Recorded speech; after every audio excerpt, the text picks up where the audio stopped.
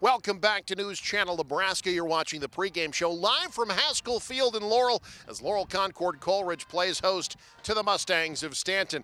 The champs are here. The defending champs in Class D1 have not lost yet. 20 in a row for Stanton. About as impressive as anybody in the state of Nebraska offensively. And Lou, they've got a quarterback who could very well lay claim to being the best player in all of eight-man football in Barrett Wilkie. Yeah, Wilkie is, he's not just a quarterback. He's a running back, playing quarterback. He's like Eric Crouch out there. Over 1,400 yards rushing and about 22 touchdowns on the year. He also has a couple passing. I think that's going to be a key for them, maybe in this game and certainly in the playoffs, is as good as they run the ball, how well they mix in the pass.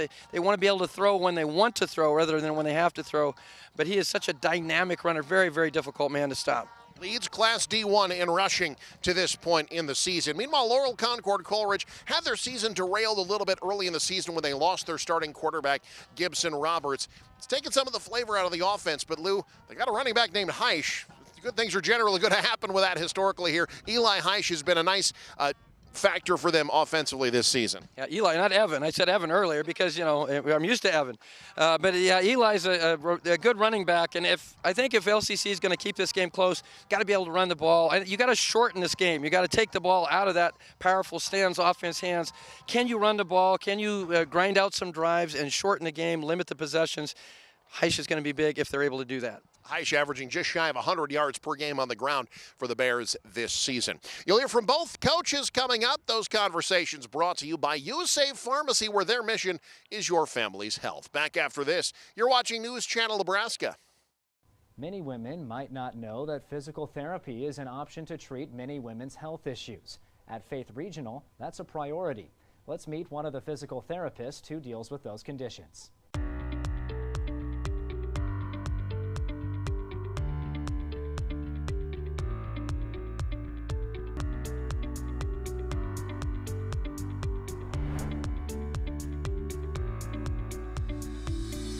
I'm joined now by Kylie Baumert, a physical therapist with Faith Regional Health Services. Kylie, you have specialties in both treating Parkinson's and women's health. Let's focus on women's health. That's a really broad topic. What are some of the conditions you look to treat? Some of the common diagnoses that we see are pelvic pain, urinary incontinence, pelvic organ prolapse, osteoporosis, and then diagnoses in pregnancy and postpartum, which could be pain or complications from delivery and things like that. How can physical therapy help with treating those conditions? So there's stress incontinence and there's urge incontinence. And sometimes with urge incontinence, they might not even be having the leaking, but with both, it's usually a problem of retraining the bladder and strengthening the pelvic floor muscles. So I instruct them in those exercises and kind of bring awareness to those muscles. So when you talk about outcomes, what are the possible positive outcomes? Preventing surgery is one of the main ones, especially with prolapse. We've had some women come in where they were thinking they were probably going to be surgical candidates or we're just going to have to deal with it forever, and we ended up improving it to the point where that was not even in question. Some other outcomes are being able to go about your daily life without having any of these issues, especially leaking. I feel like that's something that women don't like to deal with on a daily basis. It impacts your social outings. You're afraid to even leave the house. So getting that to the point where you have none is pretty incredible. And we deal with that all the time. When you see those positive outcomes achieved as a provider, what's that like for you?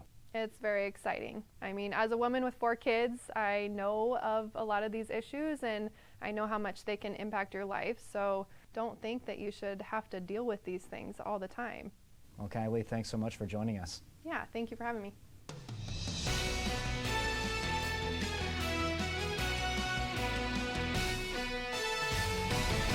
Welcome to the pregame show. I'm joined now by Alan Catula, head coach of Laurel Concord Coleridge, the Bears.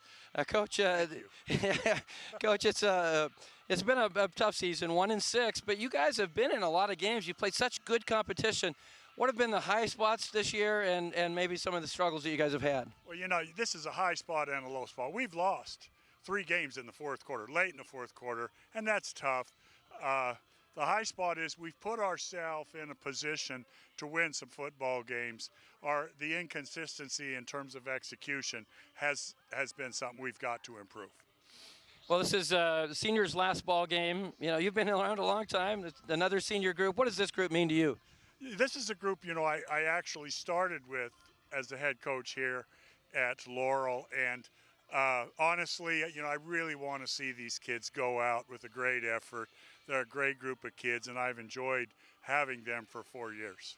Well, we talked about a tough schedule. It seems like a murderer's row for you guys every week, and it doesn't get any easier. Got just the undefeated state champs, defending state champs coming in the Stanton Mustangs. Certainly a big, strong team. There's no secret what they want to do. They want to run the football. What's the key to slowing them down and trying to stay close, maybe spring an upset? Well, we've talked to our kids about gap integrity all week, that you've got to be in a position to make the play. That's a big thing. And the other thing is you can't get knocked off the ball. Now, that's a tall order against this football team. But we've got to be able to slow them down, is to just, maintain our gap control and not get knocked off the ball and not give up the big play. I think if we can do those three things, first of all, we'll shorten the game a little bit, and that's where we're going to get our chance. Absolutely. Coach, thanks so much for joining us. Best of luck in tonight's ball game. Thank you very much. Absolutely. That's head coach Alan Gatola of LCC. Folks, don't go anywhere. More pregame show is coming up next. You're watching high school football on News Channel Nebraska. Welcome back to the At home or on the range, AGI Sentinel's buildings protect crops and valuable assets from harsh weather conditions. Don't risk losing your hard-earned assets to seasonal elements when AGI Sentinel pre-engineered all-steel buildings are the simple and sturdy solution that provide maximum protection for a minimum cost. For free estimates, talk to Scott, Kenny, or Luke about your AGI Sentinel building. Call 402-748-3551 today or go to ashoffconstruction.com.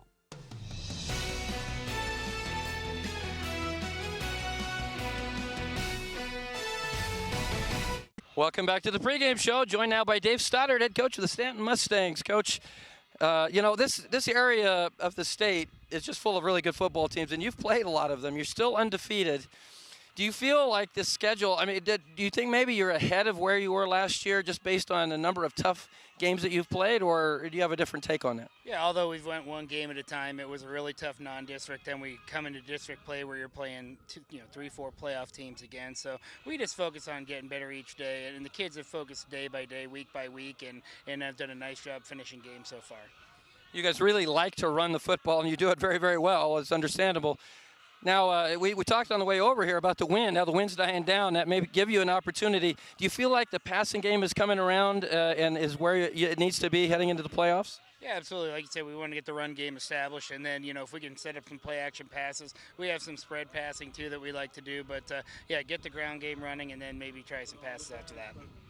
Regular season finale tonight here against Laurel Concord Coleridge. This is a team, they're 1-6, but they've been in a lot of games. They have not been blown out very many times. Your team, I'm sure, is thinking playoffs or thinking repeat state champions. Is it hard to get them to focus on a team with the record 1-6? No, our focus has been with Laurel all week. They've got a big line. They can get the running game going too. Quarterback, receiver, good combination there. And their running backs run really hard. And then flip over to defense. They play physical at the point of attack. So, like I said, they've had our attention all week, and we've been focused and ready for this game. Coach, really appreciate your time. Best of luck in tonight's ball game. Thank you very much. Appreciate it. It's head coach Dave Stoddard. Folks, this is going to be a fun football game. You got the Stanton Mustangs ranked #1 in points in the state here in Class D1 against a very good Laurel Concord Coleridge team despite their record. So don't go anywhere. Football coming up next. High school football right after this on NCN. How liberal is Dan Osborne? Get this, you worked for your Social Security, but Osborne would give those benefits away to illegal immigrants. It's a slap in the face to seniors. Social Security benefits for illegals? Dan Osborne is so far left, he's not right for Nebraska. Deb Fisher fights for us. She stood with Trump to secure our border and protect Social Security. President Trump endorsed. Deb Fisher for Senate. I'm Deb Fisher, and I approve this message.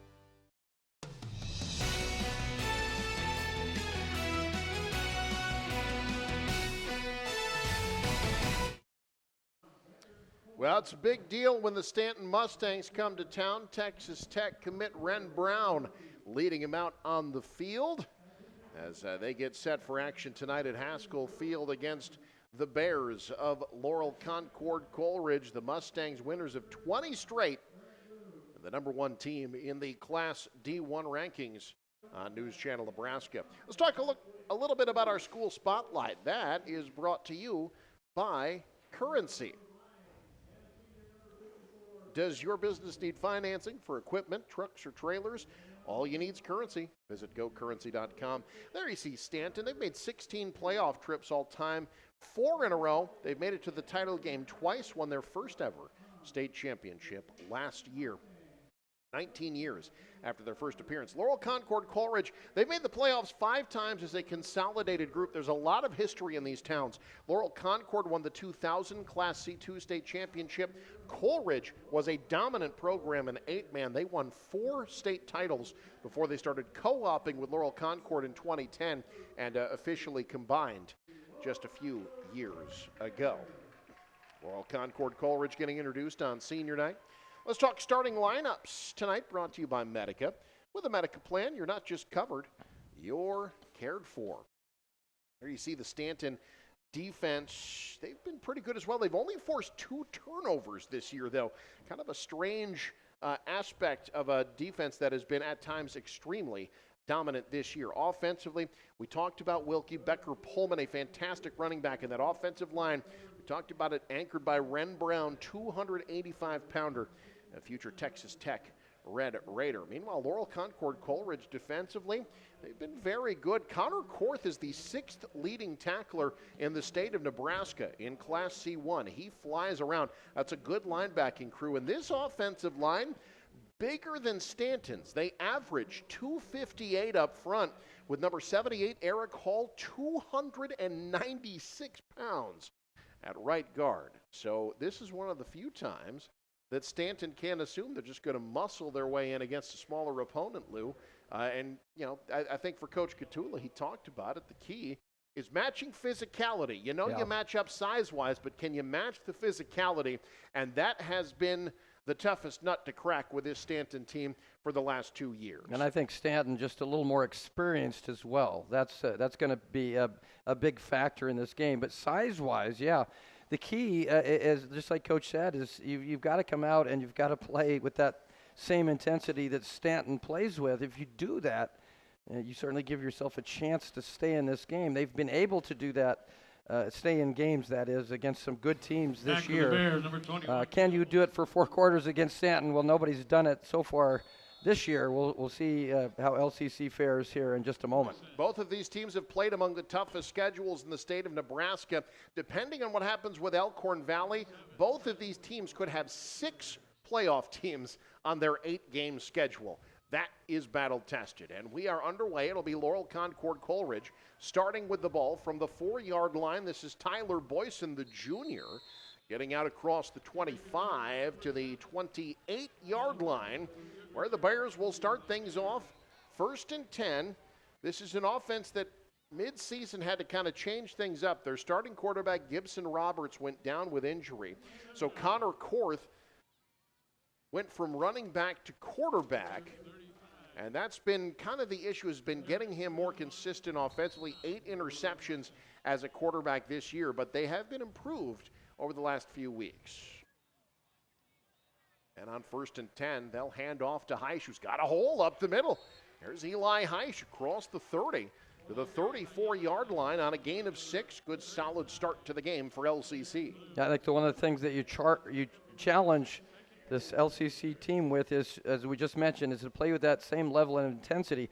I think it's easy to do it in the first quarter. Can you do it in the 3rd and 4th quarter when you're tired and things maybe aren't always going your way? That's the key. Good first play there by Heisch. You'd love to get that running game going. 2nd and 4, they'll option right side.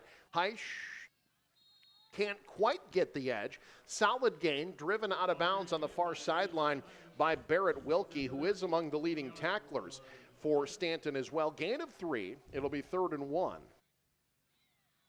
Yeah, you mentioned Stanton only has a couple of turnovers defensively. I think it's because the football gods said it would be unfair for Stanton to get a whole bunch of turnovers as good as they are. Stanton coming off a 20-point win to Plainview last week. And on 3rd and short, up the middle, I don't think he got it. And there you see that interior defensive line of Stanton. No gain. Whole bunch of guys in on the stop. Looked like maybe Tate Thompson was in there among others. It'll be 4th and 1. Yeah, the hit there at the right there at the point of attack was by Pullman, playing that linebacker spot, shot through the gap and made the play. Looks like LCC thinking maybe about going for it again. They had a game last night with a playoff team and a team that was 1-6. Why not? And when you're 1-6, go for it. They'll go for it here on 4th and short. They hand off to the up back. Can't shake off the defense, and Stanton gets the stop. That was Colton Setchi, the junior, the fullback, trying to hit him with a quick hitter, and Stanton's defense was ready. Like I said, they should have punted. But, no, you go for it in those situations in this game. Why not? Stanton's just so good. That's an immovable line there. Those guys are very good and very experienced.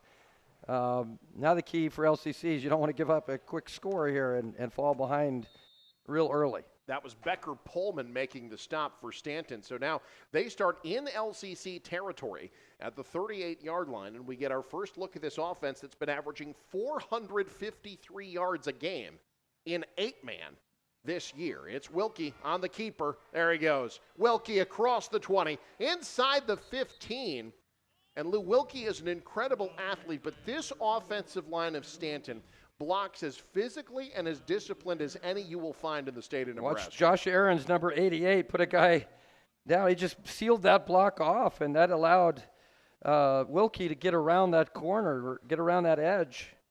That's what, you got great backs, guys like, certainly like Barrett Wilkie, who is such an effective runner at that quarterback spot, but blocks like you saw from Josh Aaron's makes it all that much easier for guys like that. That's a 28-yard gain, makes it 1st and goal. They'll pitch.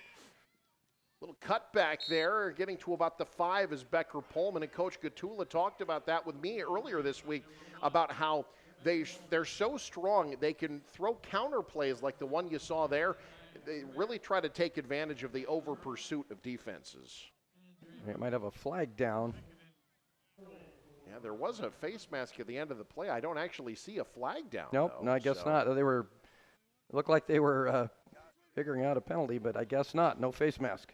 So Pullman goes for 4. It's 2nd and goal from the 6. Pullman on the pitch, past the first level, turns the corner, shoved out of bounds, just shy of the end zone on a gain of 5, and it'll be 3rd and goal.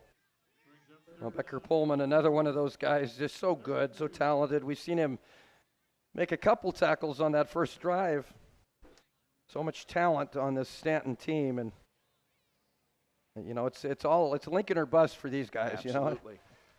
Yeah, but Coach Stoddard talked about the importance of taking it one game at a time, and he told me that he thinks that the difficult schedule they've played is what's helped them with that focus. Now it's Pullman on the counter. He's in. Touchdown, Stanton. Untouched from 1 yard out. Becker Pullman's 22nd rushing touchdown this season. Watch just a counter play that comes right back to this side. Nobody over there. That's an easy touchdown there for Pullman. And Mustangs off and running here early in the first quarter. Go back to that point real quick. It's sometimes it's human nature to try to overlook teams that are 1-6, but you had to be focused every week at the schedule that they've had.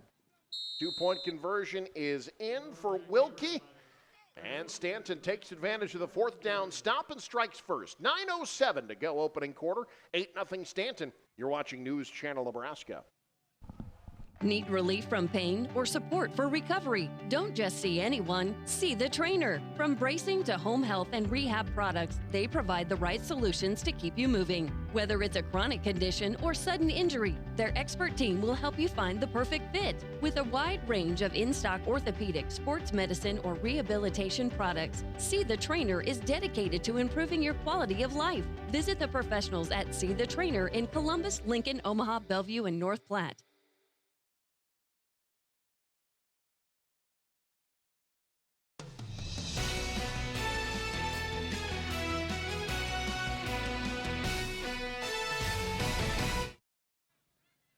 Eight 0 the score on our scoreboard, brought to you in part by Faith Regional Physician Services. When hard work hits you hard, have faith. Also by Currency. Need financing for RVs, ATVs, or other expensive items? Well, Currency is here to help. Visit gocurrency.com today. 38-yard drive capped off by a 1-yard touchdown run by Becker Pullman, and Stanton strikes first here at Haskell Field in Laurel. Well, if you're the underdog in a game like this, you want to start fast and try to put pressure on the favored team. And it's so difficult to do that against Stanton, because Stanton's just so strong physically and athletically gifted. Fielded from the 1-yard line by Irwin to the near sideline and wrestled out of bounds there, where Laurel Concord Coleridge will take over now 1st and 10 from their own 24-yard line. Caleb Irwin on the return. After being stopped on 4th down, their last time out. 24-yard line, 1st and 10 Bears. Now they'll say the 23 actually, so moving back a yard. The Bears got to find a way here to move the ball. We talked about that in the pregame, is to try to put together some drives, try to eat some clock, try to keep the ball away from that very powerful Stanton offense. Got to be able to get some first downs and move the chains. Heish on the pitch, not going to get much. Able to fall forward, combining on the stop Logan Tietke and Parker Bickley. Gain of a couple. It'll be 2nd down and 8. Stanton, their last ball game, a 20-point win over Plainview. We saw Plainview last night, and that's a good football team. So, I mean, that tells you just how good Stanton is. But, boy, you look at these team schedules and all these teams that are, you know, playoff, not just contenders, but teams that you figure probably make a deep run into the playoffs. 2nd down and 8, Irwin in motion. This will be a keeper for Korth, coming near side. That's kind of his natural position. That's how he started the year. Gets out across the 30 to the 31-yard line. Solid gain. It'll be 3rd and 2 after the gain of 6. Yeah, it's a good gain there on 2nd down. Gives you a manageable 3rd down. Now, last time they were 3rd and 2 and didn't pick it up. But Korth, a good athlete there.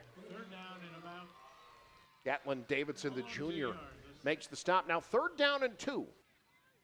They'll split Dre Puppy, the freshman, to the right, along with Caleb Irwin.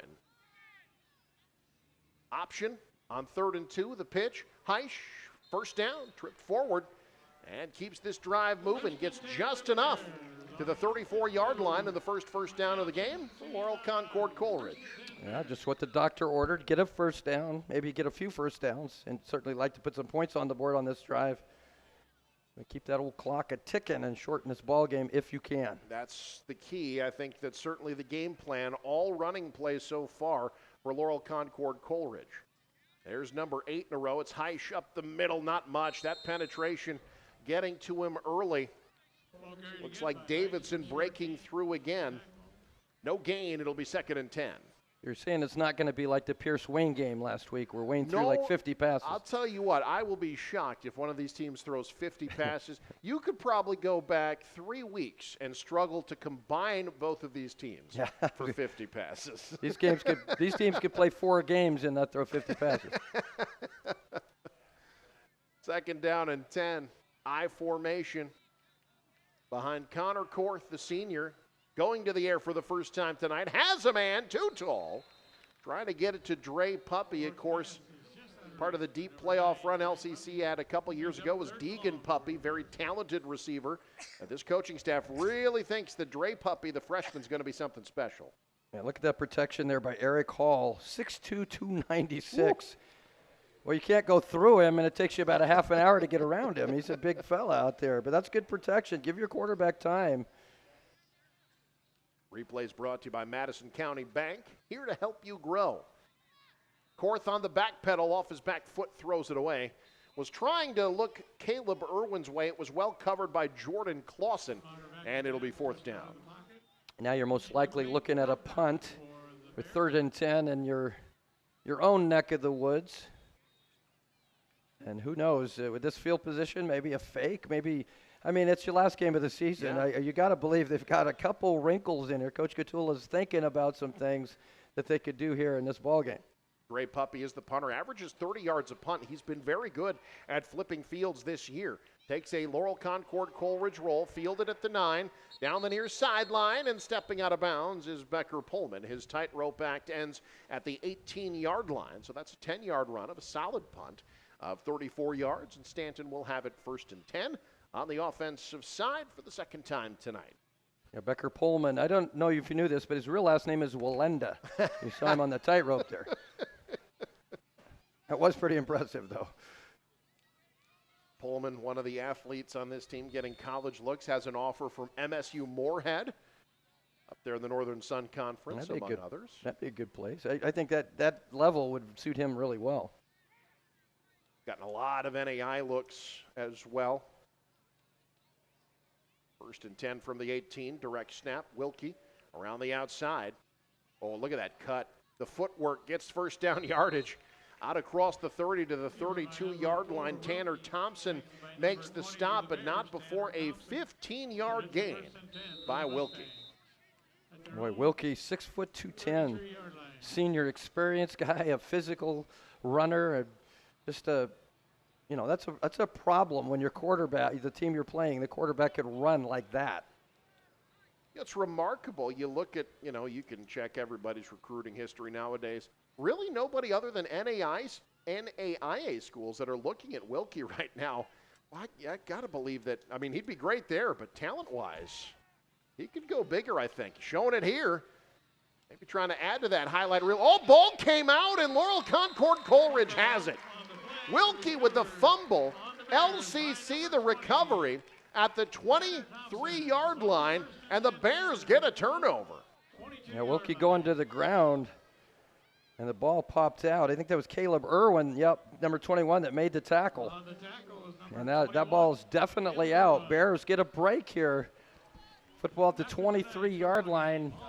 5:46. That's a drive where Stanton comes up empty. That's positive. Now you've got to be able to counter this with a drive of your own.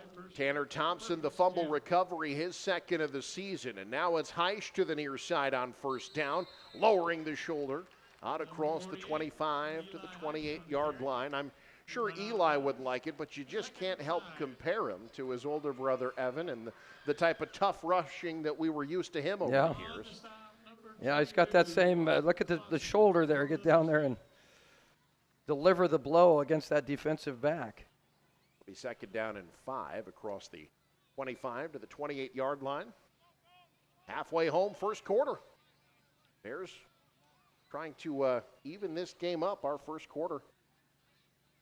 As the handoff, Heisch churning forward, fighting. Look at the push by the offensive line. Heisch still going. First down yardage. Out across the 30 to the 34-yard line, a gain of 6 that looked like it was going to be 2 or 3. Yeah, watch it. Just getting pulled forward. Number 77 there, that's Walker Stone. Big fella himself at 6'2", 230. He just picked up the pile and pulled it forward. Our first quarter, by the way, brought to you by Yankton Family Medical Clinic, Norfolk, building a Norfolk legacy, one patient at a time, one generation at a time. From family practice to expert specialists, they're here for you today and every day. Heisch has a hole, right side, falling forward into Stanton territory for the first time tonight. LCC playing with intensity early on, a gain of 8. Yeah, sometimes it takes a break, like that turnover. Heisch again with a strong run. Open field tackle, that time by Kettleson for Stanton. I'll tell you, he doesn't make that tackle. There was a lot of grass behind him. So now second down and 2 in Stanton territory at the 38-yard line. They give to the up back. First down, breaking tackles. That's Colton Setchi, the junior. Only had 12 rushing yards on the season. Coming into tonight, he's got 5 there and a fresh set of downs. Again, just what the LCC needs to do. You're moving the chains. You've Stanton, you turn Stanton away off the fumble recovery, and now you got the ball in the Mustangs' end of the field. Can you finish this drive with points? that would be big. Josh Ahrens made the stop, the junior, for Stanton. 1st and 10 at the 33. On the option, the pitch, Heisch.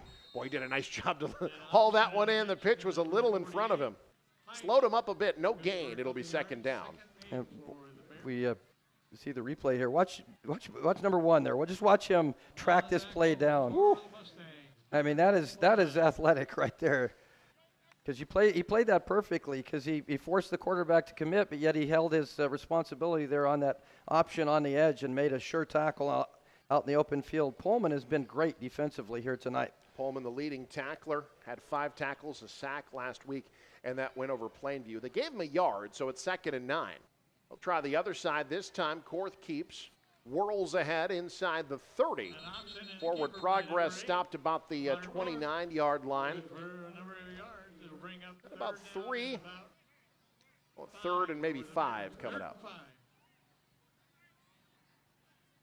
Yeah, 3rd. Now you're definitely in 4-down territory if you're LCC. Unless you have a big loss on this play, you're thinking 4 downs in Stanton territory. Imperative, I think, here that you take advantage of that opportunity. Turnovers, if you're an underdog and a heavy underdog, you've got to be able to turn turnovers into positives and into points. 3rd down and 5 from the Stanton 28. They give it to the motion man on the sweep. Coming near side, out of bounds. That's Caleb Irwin, the senior, who's been their leading receiver. They mark him out at about the 25, so it'll be 4th down and about 2 coming up for the Bears. Trying to get wide on Stanton. That's kind of picking your poison, right? Yep. I mean, very tough to run at them because of their size, but they're so athletic, so you got to try to get the defense off balance and make them, there'll be some misdirection I have coming here soon, I would believe, by LCC. Just try to keep this defense off balance a little bit. 4th and 2 from the 25. Nope. Oh, they're going to try to get something going. I don't know if that was maybe an option pass. Whatever it was, it did not work. Garrett Hansen blows it up in the backfield, and the Mustangs defense holds. Got another senior out there. Lots of seniors. Garrett Hansen just tracked that one down. No problem at all. Also, Josh Aarons was ready to make the play if Hansen doesn't. And Hansen did, and Stanton comes away now with the football. Can they finish a drive, though? Turned it over last time. They start 1st and 10 at their own 30. I'm thinking 3 passes here. No, maybe not. Barrett Wilkie out of the gun. Yeah, it's just going to be him running. Flag comes in as Wilkie cuts back to the outside. Good pursuit there. It's a gain of a couple. We'll check on the outcome of the flag. It was thrown just as the ball was snapped. I'm thinking some pre-snap movement here on Stanton. We'll see.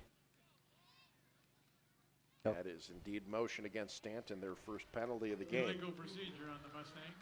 So that'll move them back 5 yards. So on the fumble, Wilkie had gained 29 yards prior to that fumble. So that 2-yard gain is erased. So he's still at 3 carries for 72 yards right now. That's a good average. 1st and 10, or rather 1st and 15 now from the 25 after the procedure penalty.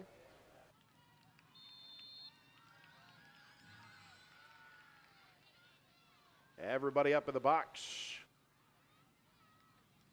It'll be Wilkie keeping around the left edge. Look out! Down the far sideline, into Bear territory. Nobody's touching him. Touchdown, Stanton. Wow. 65 yards.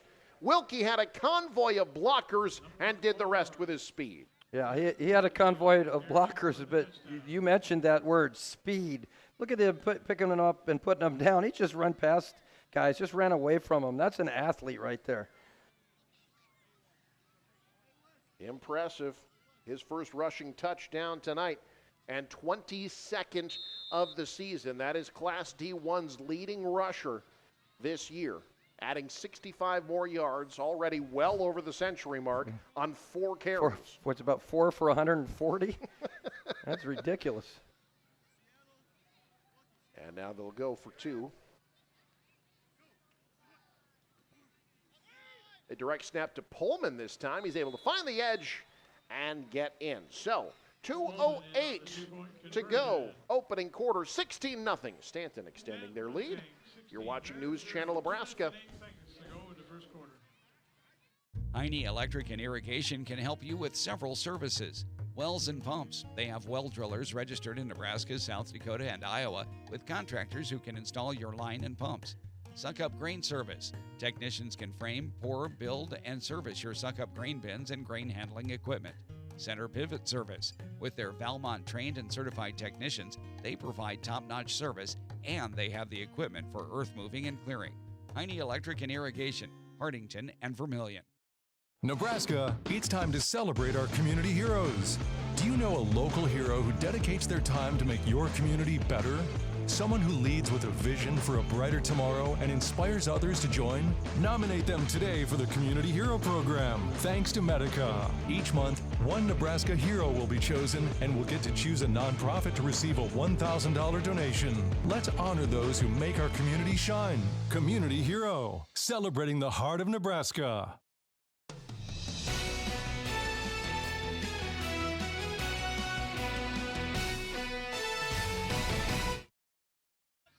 (16-0). Stanton with the lead, 2:08 to go. First quarter alongside Lou Siefker. I'm Eric McKay. Glad you could join us tonight. Beautiful night. The wind has died down, which is handy because it was really blowing earlier. Now, pretty good return by Laurel Concord Coleridge here. Look out. To the near side, cutting up field. That's Korth, and they're going to start in Stanton territory after a very good return. That's an excellent return. That sets you up on Stanton's side of the field. Special teams can be special sometimes, and maybe that's the case for LCC. Get some plays. Set yourself up in good field position with some special teams plays. They do it here. Again, the question remains, can you move the ball with any consistency against this very stout Stanton defense? There you see, yeah, that's the after effect of the wind earlier this week. Just corn stalks getting stuck in the fence here at Haskell Field. Like Hurricane Helene was vacationing in this neck of the woods. Certainly felt like it. Korth lowering the shoulder. Good solid gain on first down. That's, of course, without the rain. Yes. What is rain? What is that? I don't know what that is. It's just liquid that falls from the skies. I've heard about it. That sounds awful. Read about it. Seems terrible. Korth getting 8 yards there. In the meantime, you can see the talent on this LCC team, can't you? This Absolutely. is a good team that's just kind of run up against some hard luck and a tough schedule. Yeah, you put LCC in other parts of the state. This is a playoff team. And fortunately, you've got some real killers in this neck of the woods in northeast Nebraska this year. 2nd and 2, little play action. Flipped out, first down. First completion of the game for either side. That goes to Ryder Jelinek. His 5th reception of the season, down to the 25-yard line on a gain of 6. Yeah, there you go. Get your quarterback and Connor Korth going. Get a short pass for a little bit of rhythm. That's a good pickup. And a first down, which is exactly what LCC needs. So 1st and 10 now from the Stanton 25. Moving the ball again. Can they sustain it? Inside of 2 minutes to go. Opening quarter. I formation behind Korth. Heisch the deep back. Setchi the fullback. Setchi will try to lead the way for Heisch. Stretched out, not much. Stanton can go side to side. There's Becker, Pullman, or rather that was Wilkie again, getting it done on both sides of the ball. We'll see it again here. Just, again, this defense flows so well to the football. There's so much athleticism out there. You know, one of the things that people talk about with coaches is, how many championships they have, how many wins they have. That's all fine and dandy. That's great. But true mark of a coach a lot of times is how you keep your team together when you're 1-6, right? Coach Gatola's done a good job of that. This team very much wanting to play here tonight against the #1 Stanton Mustangs. Korth doesn't have anywhere to go downfield, so he takes it out of bounds. They'll say forward progress stop before he got out by Pullman. Big collision. And it'll be 3rd down from the 23-yard line. 3rd and about 8 after that 3-yard scramble. Now, Coach Gatula has been around the block. He has coached a long time. Yep. This is 4th year here in LCC. He's been head coach 5 other schools in Nebraska. Bloomfield's playoff streak, by the way, which it appears is continuing, we think. Yeah. It was started by Alan Gatula. He was the head coach of the Bees when that streak started in the 80s. They don't make the playoffs. I'm hiding under the bed. 3rd down and 8. A little flip forward. Little improvisation. A flag comes in as Jelinek is brought down shy of first down yardage across the 20 to the 19. Maybe you have a lineman downfield. Yeah, it was thrown right when the pass was thrown. It's 4th and about Hold. 4. They're going to call holding, though, against Laurel Concord Coleridge. Yeah, I couldn't really pick that up, but then again, I'm the guy with contacts and reading glasses right now, so. And we're quite a ways away from the field as well. Yeah. So it is a hold against Laurel Concord Coleridge. They're going to decline it and take the down. So it's going to be 4th down and about 5 as you watch right there as he's turning upfield there. You see it right behind the flip there. I believe they called it on Cade Johnson. That's where the flag was thrown. It was not really where the flag was. The official was able to get the flag out and call it. They'd initially declined it. Now they will take the result. It was going to be 4th and like 4. So they'll take the 10 yards and make it 3rd and long. Yeah, that's the right call, I think, is to push back this offense. They've been able to make a few plays here and there. Yeah. But you want them to have to go a fair distance. At 4th and 4, a little tricky. Going to be 3rd and 20 now, back at the 33-yard line. 2 receivers split to the near side, the left of Korth. Blitz coming. Korth gets away, gets the pass away! And that could have been 6 for Stanton. Jordan Clausen saw 6, just couldn't haul it in. Clausen wants this one back, I guarantee you. Ooh. He was smelling touchdown, just didn't secure the football. But if he catches that, no one is catching him. That's the end of 1. Stanton 16, Laurel Concord Coleridge nothing. 4th down coming up next. You're watching News Channel Nebraska. If you eat, sleep, and breathe rodeo, there's only one place to be, June 28th through June 30th, the Clearwater Rodeo. And this The Chinese Communist Party weaponizes technology, from spy balloons to cyber attacks. And they use TikTok to target our kids and push their propaganda. Conservative fighter Pete Ricketts. That's why I was the first governor in America to ban TikTok on state devices and help pass a law banning our adversaries from owning TikTok. Now I'm working to fight China's spying and stop the communists from buying our land. Enough is enough. I'm Pete Ricketts, and I approve this message.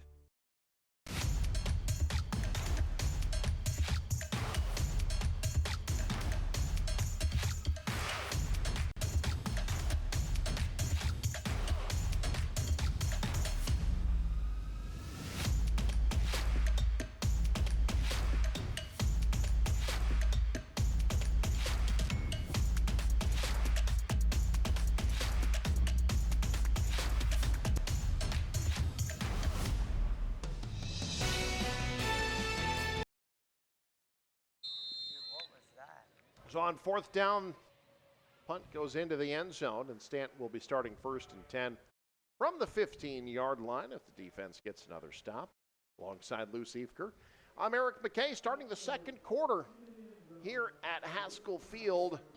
Stanton has looked dominant offensively early on. They have 16 points. They've run 7 plays. Yeah, that's crazy. Yeah, and when you got a Barrett Wilkie out there, I think no matter where you're at on the field, you're a threat to score. On 1st and 10, they go direct handoff. Look at the vision. Like I Look just at the said, footwork of Pullman. That's Pullman, though.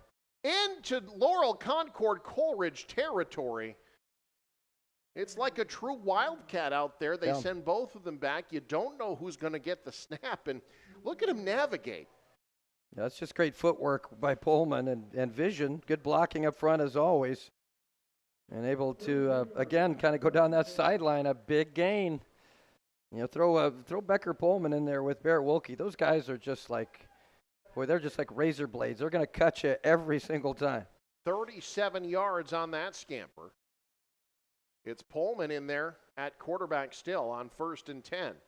From the 33, snap a little low. He handles it, finds the hole, and falls forward close to 1st down yardage again.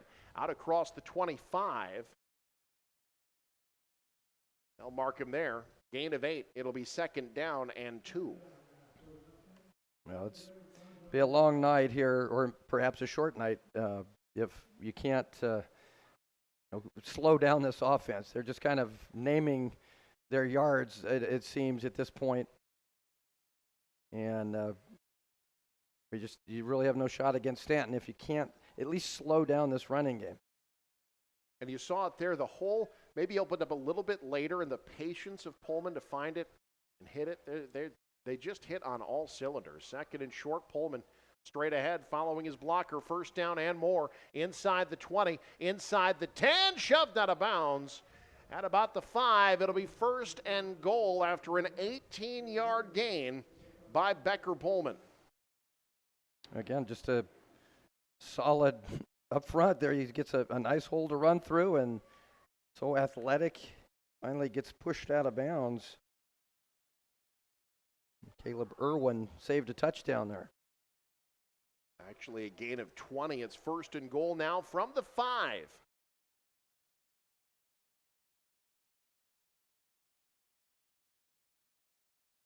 Stanton with everybody up on the line. Wilkie back in at quarterback. He'll keep it. Turns the corner and into the end zone. Touchdown, Stanton. Wow. Yeah, just unstoppable right now. They've been going to the left quite a bit. This time they go to the right. It looked like a stunt there on the offensive line for Stanton. So Gatelin Davidson pulling guard on that play.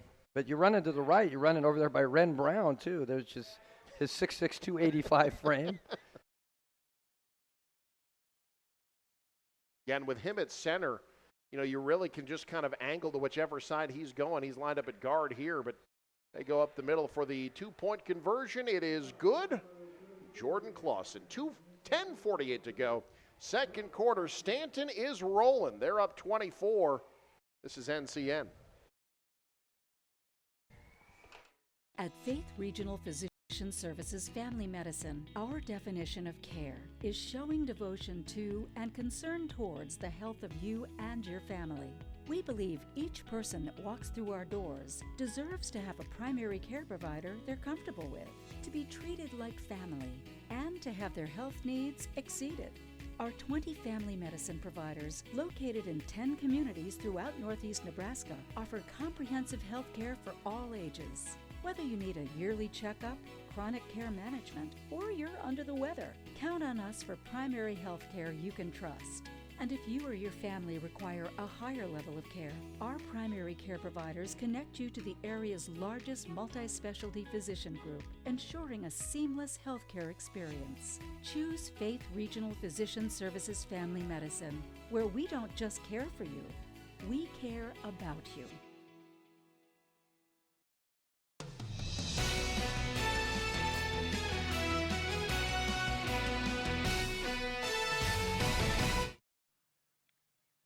"24 points in 11 plays, the picture of efficiency for the Stanton Mustangs this evening.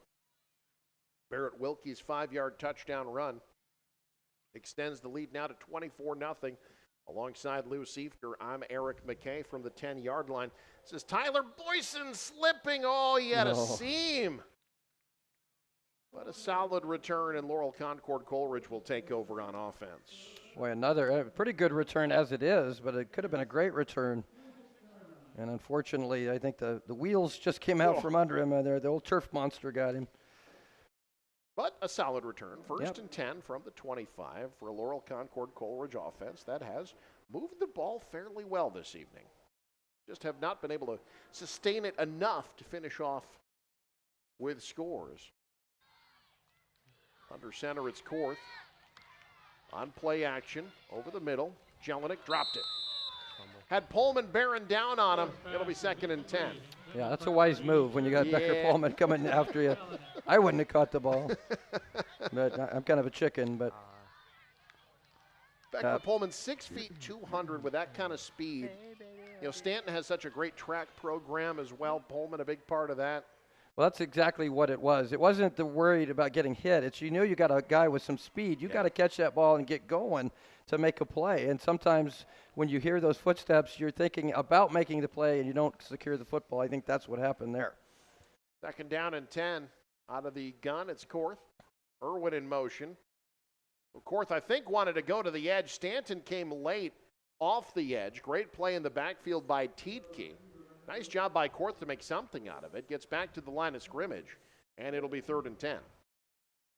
That's kind of where LCC has been the entire first half. 3rd down, and most of the time 3rd down and long. They did have a 3rd and 1. But I noticed one thing. We mentioned Ren Brown. I think Ren did have some kind of minor injuries earlier in the year, and they've only been playing him mostly on offense. We'll see if that changes come playoff time, if he plays more on the defensive side of the ball.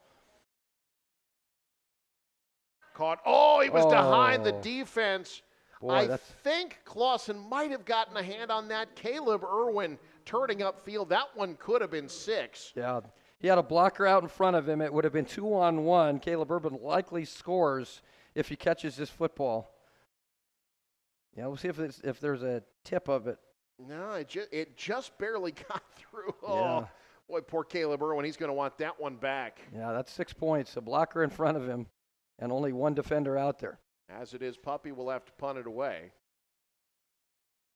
That one might have been partially blocked. It took a weird angle, rolls out of bounds across the 35 to the 34-yard line. That's a 21-yard punt, no return. Josh Aarons was in the backfield. Yeah, I think he got a hand on it. You're right. The trajectory of that ball changed. I think he did. I think it just got enough of a hand on it to kind of turn that football going sideways. We'll see it again here. Watch number 88 coming into your picture. Maybe a finger. That might be a green card in volleyball. Did he touch it? Did he not touch it? Yeah, we'd be reviewing that for like 3 hours. 1st and 10 from the 34 for Stanton.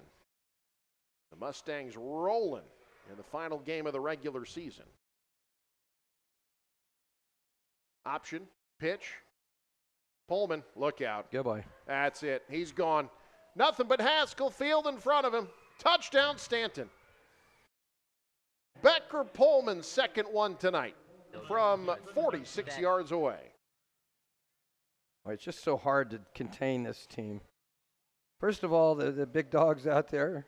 I mentioned Ren Brown, number 77. You see him there in the picture, taking his guy out. And Pullman with that great speed. Boy, these guys can run. That's just it. If you don't get them when you first have the chance, you're not going to get them. You're just not going to track these guys down from behind.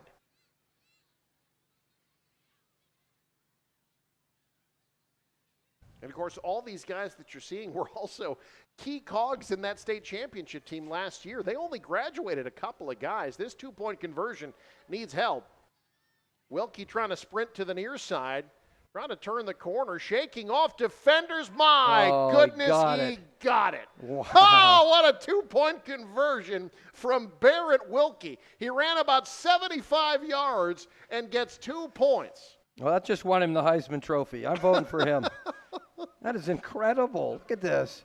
Well, that's so frustrating for LCC. You had him stopped, and he would not be denied. He just drug. That's incredible. What a run. What a two-point conversion. Drug Eli Heish into the end zone with him there at the end. We'll keep it here. 32-0 now. Stanton with the lead. Well, I misspoke earlier. I said that Stanton was the number one team in points in D1. After some reconfiguration from today's games and last night's games, Sandy Creek actually just ahead of them. Sandy Creek, a great football team as well. I haven't had a chance to see them, but if anybody's going to beat Stanton, you better be pretty good. You see why this team won a state championship a year ago and why they're one of the favorites to do it again this year. That sort of effort in a game like this, that shows you where the mindset of this team is, and certainly where a guy like Wilkie's mindset is as well. In 8-man football, they do the East-West split for 1 week. Yep. Likely Stanton and Sandy Creek would be on opposite sides of that. Sandy Creek based out of Fairfield, usually far west enough that you would see them as the top seed out west, likely Stanton the top seed in the east. But again, they get reseeded after that. You get rid of the East-West in the round of 16 2 weeks from now. I think my memory of Sandy Creek is going there in a bitterly cold December night to do a basketball tournament with there was an Australian team there. Yep, that's right. It was a Norfolk Catholic girls basketball game in Fairfield, Nebraska. That's a crazy memory. Back, I just remember. Ago. I think it was Kearney Catholic was who Norfolk Catholic. Australia, it was 100 degrees then, and it was like 100 below that night. Straight ahead goes Korth on a gain of about 5 or 6. It'll be 2nd down and 4 coming up. In fact, I do remember that Norfolk Catholic girls basketball team because their star player at the time is their current head volleyball coach, Michaela Beller. Yeah. And Michaela Berry. Former Berry, yeah. Yeah, she was a fantastic athlete back in her day. Played both basketball and volleyball at Wayne State. Pitch into the backfield. It's on the turf. I think Heisch fell on it, but that's a big loss. It'll set him up 3rd down about 9 after that loss of 4. Now, if you're LCC, you can't worry about the scoreboard. You've got to just execute now. And I think they're starting to think too much. Yeah. They're starting to press a little bit. You've seen some drop passes, in that case a drop pitch that nearly gave Stanton the football. It's at this point you've got to pretend at least it's 0-0 and come out and try to execute and not worry about what the score is at this point. 3rd down, call it 8 from the 37-yard line. Bears back in their own territory. Korth to the air, setting up a screen. Heisch can't break free from that second level. That's a loss, and it'll be 4th down. That is a great job on the back end of that. I believe that was Isaac Reese, the freshman, who made the play for Stanton there. It'll be 4th down and 9. That actually went for a loss. Correct. Yeah, I believe that was Reese, number 62, made that stop. Well, LCC now 1 of 7 on 3rd down and 0 for 2 on 4th. So basically 1 for 9 in those 3rd and 4th down situations. Stanton has not had a 3rd or a 4th down situation all game. Fair catch called for and made at the 6-yard line by Pullman. That's a 37-yard punt, no return. And Stanton will have it 1st and 10, 7:13 to go. And, you know, the key at this point, and this is what happened with Sandy Creek last night. They were playing a 1-6 team in Southern down in Wymore. Stay healthy, get the win early, get yourself healthy to the playoffs. They did that last night, a 57-8 win from Sandy Creek. Yeah, for Stanton now, it's about you're trying to score here. You want to get that running clock going at the start of the 3rd quarter. And that it effectively ends the game. It's just impossible to come back when the clock won't shut off. So you try to score as many points as you can here in the first half, and then you can rest guys in that second half. So you got a false start. I think somebody from Stanton left early. Those are the things that, again, this is a team that's thinking title. Every single one of the plays like this are the ones that get scrutinized in film session.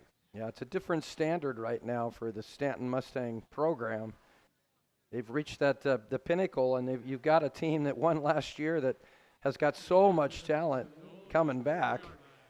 And I guarantee from the first day of fall camp, the talk wasn't, can we win a certain number of games? The talk was, can we repeat as state champions? The question for the rest of the state is, can they lose? They've won 20 in a row.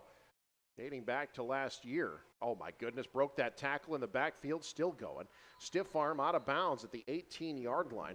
Wilkie had backed up to the goal line, able to turn it into a 15-yard gain. It just kind of disappeared behind some LCC guys. Next thing you know, he comes out of that kind of a pile there and picks up a 1st down. Gets to the 19-yard line. Kind of hurt his average there, though, didn't it? That was only 14. His last touchdown run was for 5, too, so he's really struggling. His last couple, 6 carries. Let's see if I can do this math quickly. 6 carries for, by my count, 146 yards and 2 touchdowns. And then a 75-yard 2-point conversion run. Exactly right. Another guy adding to his total is Pullman, breaking tackles to the outside, cutting back to the inside, still going, tripped up across midfield. Down to the 38-yard line. That's a gain of 23.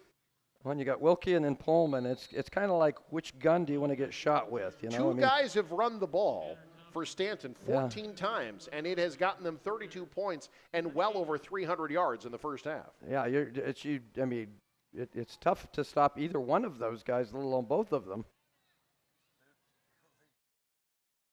Pullman also over the century mark.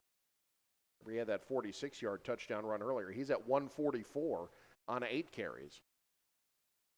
So just shy of 300 yards between two guys in the first half. From the 38, double handoff, breaking free. Well, that's a great open field tackle by Irwin. Yeah. I think when he turned the corner, Clausen thought he had his first touchdown of the season, as he is brought down to the 30 on a gain of 8. Some rare misdirection in this game. That's Irwin's tackle. Yeah, you're right. That's probably a touchdown saver. So 2nd down and 2. Halfway home, 2nd quarter. Part of a busy weekend of sports here on News Channel Nebraska. Busy week next week. My goodness, we got a lot coming up. We'll talk about that later on. 2nd and 2. Going to the air for the first time. Over the top. Wide open is Pullman. And he's in. Touchdown, Stanton. 30 yards. Barrett Wilkie's 3rd touchdown pass of the year. All 3 of them have been caught by Becker Pullman. Yeah, why not, right? Well, there's a little bit of play action. Pullman gets behind the defense. It's unfair almost. And that's what Coach talked about. They want to get the running game established, and they start throwing those play action passes at you, because you have to really come up and load the box against that running game to try to slow it down. That gives you so many opportunities to hit one over the top. You saw it there, another touchdown. And, boy, this is impressive because it really is. LCC team is 1-6, but we mentioned they've been in a lot of games. They easily could be like 4-4 or 4-3 or something in another part of the state.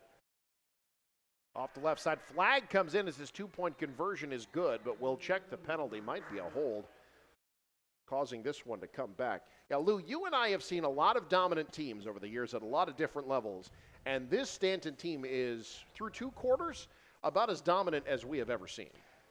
Yeah, and I like the fact that they throw a pass in there. I don't think anybody in the state's going to be able to shut this running game down, but I think they're going to have to make some plays later in this playoff run through the air to win a state championship, and they showed that they can do it. Hold called on the 2-point conversion. You see it right there, center of the screen, as Clausen. Well, that's twice now. Clausen thought he had a touchdown. It was tackled, thought he had a 2-point conversion, and it's called back on a penalty. Senior has yet to score this year, at least a touchdown. He's in motion. They look his way. Instead, it's a screen over the middle. Another flag is down as Pullman will get in. But again, I think they're going to be attempting a 2-point conversion from about the 25-yard line. Yeah. No, there's always things to work on. Even if you're Stanton and you haven't lost in 20 games, a couple of penalties there, a hold, and see what they call here an illegal procedure. All right, so now they're trying a 2-point conversion from the 18-yard line. And why do I think that there's at least 50-50 chance they're going to get this? I mean, maybe if anything, they're just trying to see, hey, how far back can we go and still get a 2-point conversion? They're going to split them 4 wide on this 2-point conversion, it looks like. They send Jaron Bloom into the game. He's split to the near side. You've got Pullman in the slot to the far side. Clausen, another receiver. So here we go, trying for 2 from a long ways away. All day to throw, looking, end zone, has a man, got it. 18 yards, no problem. Wow. 2-point conversion, that's Jaron Bloom making the catch. And Stanton extends their lead. Well, they're not exactly making it easy on themselves. That's a correction, that's Kettleson making the play. Yeah, good catch in the back of the end zone, yeah. It's like a practice out here. Okay, let's try this. Yeah, it really has been. And so with 5:33 to go in the half, 40-0. Stanton with the lead. You're watching NCN. Does your business need quick, competitive financing for heavy machinery, trucks, or other equipment? Currency is here to help. Whether you're financing construction equipment, farm equipment, trucks, trailers, or any other big-ticket item, Currency will automatically find the best rates. Currency facilitates loans for up to $500,000 with repayment terms up to 72 months. It's fast, easy, and free to use. Visit GoCurrency.com and apply today.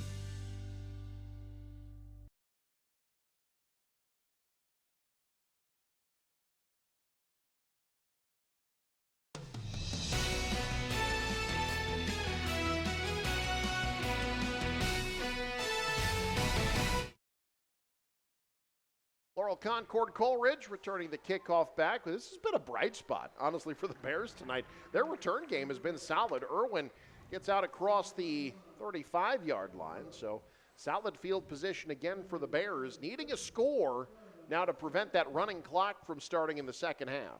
Yep, 35 points or more in the second half. If a team is up by 35 or more, that clock continues to run until it's under the 35-point mark. So certainly if you're LCC, you want to avoid that. There's just that makes it impossible to mount a comeback when the clock does not stop. It only stops between on timeouts and in between possessions. 1st and 10 from the 36. Korth on the keeper. Little triple option play. That's a solid gain for first down yardage into Stanton territory at the 34-yard line on a gain of 10. Yeah, good pickup there on that one. You've got plenty of time if you're LCC to try to finish this thing off with points, 5 to 10 here and counting. Korth with 37 yards on the ground on 8 carries. 1st and 10 in Stanton territory from the 24, rather the 34. Heish on the pitch. There comes Stanton. Boy, they pursue so quickly. That was Wilkie in the backfield first. Play finished off by Garrett Hansen, among others. It'll be 2nd down and 9. That's the first play that Wilkie has not made tonight, right? He got in the backfield and still made a hard pickup, but almost a play for a loss. Wilkie did not quite secure that tackle, but he was shot through there like a missile. 2nd down and 9 from the 33. Heish on the left side pitch. Good hesitation to find the edge. Another solid gain. Again, this LCC offensive line, they're big, trying to play physically. Heish gets 6, sets up a 3rd and short. Yeah, it sets up something they haven't had in a while, and that's 3rd down and short. Be 3rd and about 3 from the 27-yard line. I don't know that I've ever seen quite the difference here between 3rd and 4th down opportunities, because Stanton still has not had a 3rd or 4th down chance tonight. Oh, Heish mishandles it. That's a live ball, and I believe Stanton's got it. Heish did not haul it in. Stanton did. The fumble recovered by Jacob Hupp, the freshman. His first fumble recovery of the season, and a turnover at a bad time for LCC. Yeah, that's unfortunate. Felt like they had something going there. Yeah, just a kind of a high pitch up toward his face mask. Not able to secure it, and then the ball eventually gets recovered there by Hupp. So 1st and 10, Stanton, still 4:14 to go in this half. Starting this drive at the 28-yard line.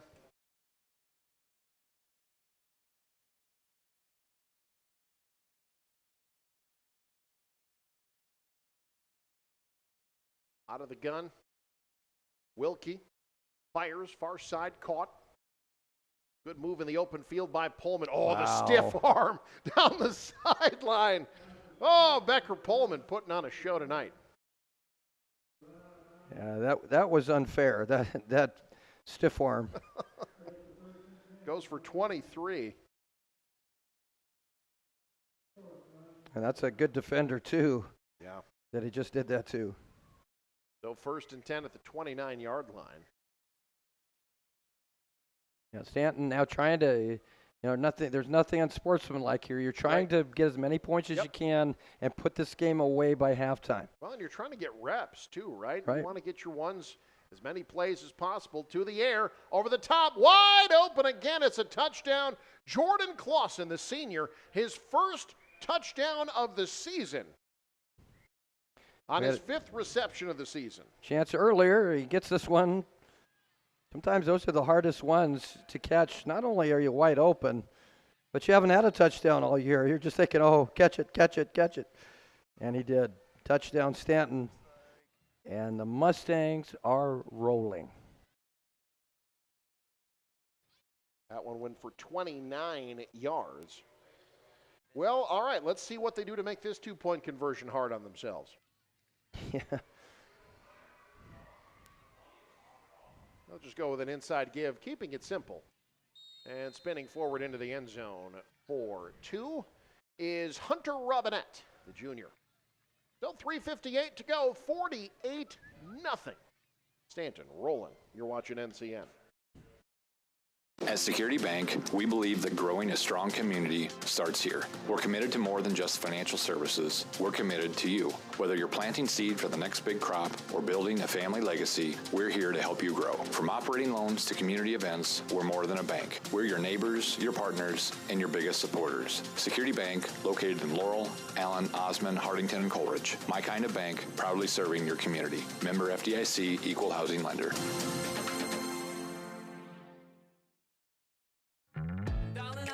Everything's gonna be alright. No need to worry because you got somebody on your side. We all need a fam, we all need a crew. When you're in a jam, don't know what to do. Just reach out your hand and we'll see you through. Doesn't matter where you're at, we got your back. We got your back. With a Medica health plan, you're not just covered, you're cared for. Laurel Concord Coleridge has to scoop this ball quickly. It was a live ball. Solid return again out across the 20 to the 21-yard line for the Bears. Hey, folks, we've got halftime coming up. Stick around for that. Join us at halftime presented by Insurance 365, the healthcare specialists you want to do business with. Also brought to you by Visit Kearney. Find it all in Kearney. I think if your son is a second or third teamer or whatever for Stanton, you're going to see him in the second half quite a bit because with this lead, well, that's a good thing for Stanton because you get to rest your starters and avoid injury. Irwin in motion. Korth will keep. Bounces to the outside. Well, I like Connor Korth. There's some talent in that young man. The senior likely playing his last game tonight. He's run well. Gets about 6 there. It'll be second down. Yeah, LCC's got a lot of seniors too, but they've got some good young players mixed in. I think, overall, I think the future is bright for this program. Yeah, they've got some players that have stepped up. Coach Gatula mentioned to me Dre Puppy and Tanner Thompson in particular, 2 underclassmen that he thinks are going to be really special. Just a tough night tonight, but. Yep. And on 2nd and 4, Korth finds his check down option. It's Jelinek, hands on to it. Shoved out of bounds immediately for a minimal gain. It'll be 3rd down and about 2 coming up. I call it 3rd and 3 from the 29-yard line.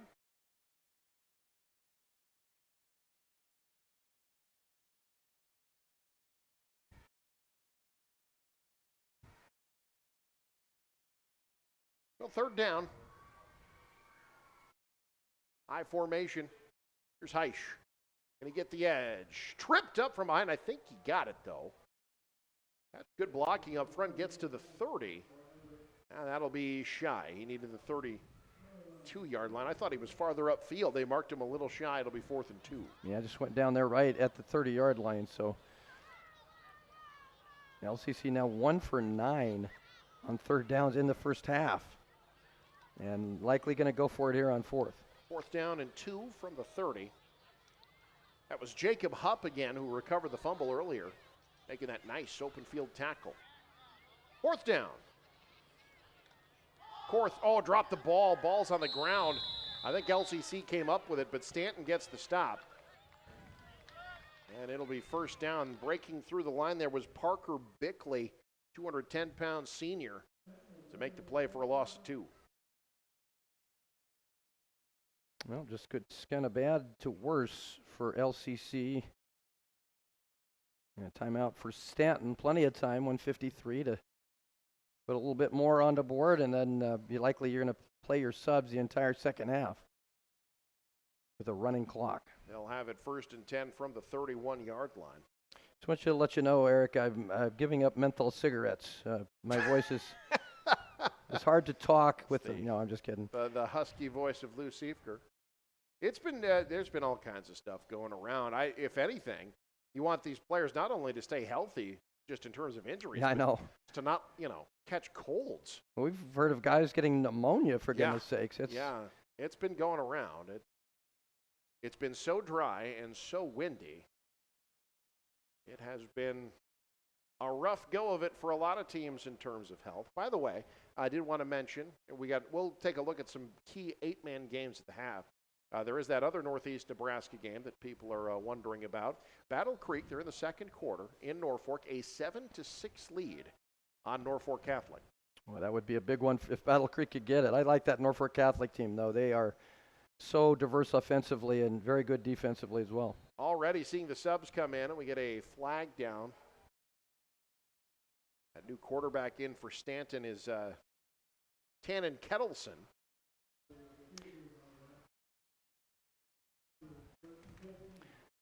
I know, for some teams, you get your subs in there and you make mistakes, and you go, okay, they're subs, they haven't played a lot. For Stanton, there's really no excuse, right? Because you've won a lot of, you've had a lot of playing time. A lot of time, yeah. We've talked about it over the years. This is the type of thing that sustains success in programs, the ability to get that next group up and get them time. Now, in this case, Jordan Clausen is a senior as well, but he's gotten some time. He gets down to the 26 on a gain of 10. It'll be 2nd and 5. And it kind of doesn't matter who's out there with this group. They're able to move the football. And we'll get a stoppage.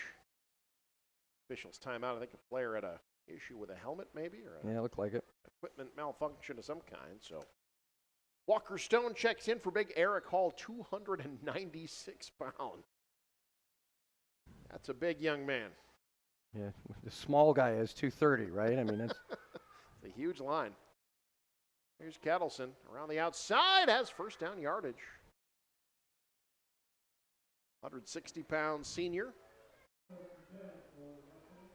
Out across the 20 to the 19-yard line on a gain of 7. No negative plays. Their shortest play of the game was from 1 yard, and that was a touchdown run. They only literally had 1 yard in front of them, and they gained it. 1st and 10 from the 19. Now we've got an early jump again. Got some new linemen in for Stanton as well. Ethan Schwartz is out there on the line.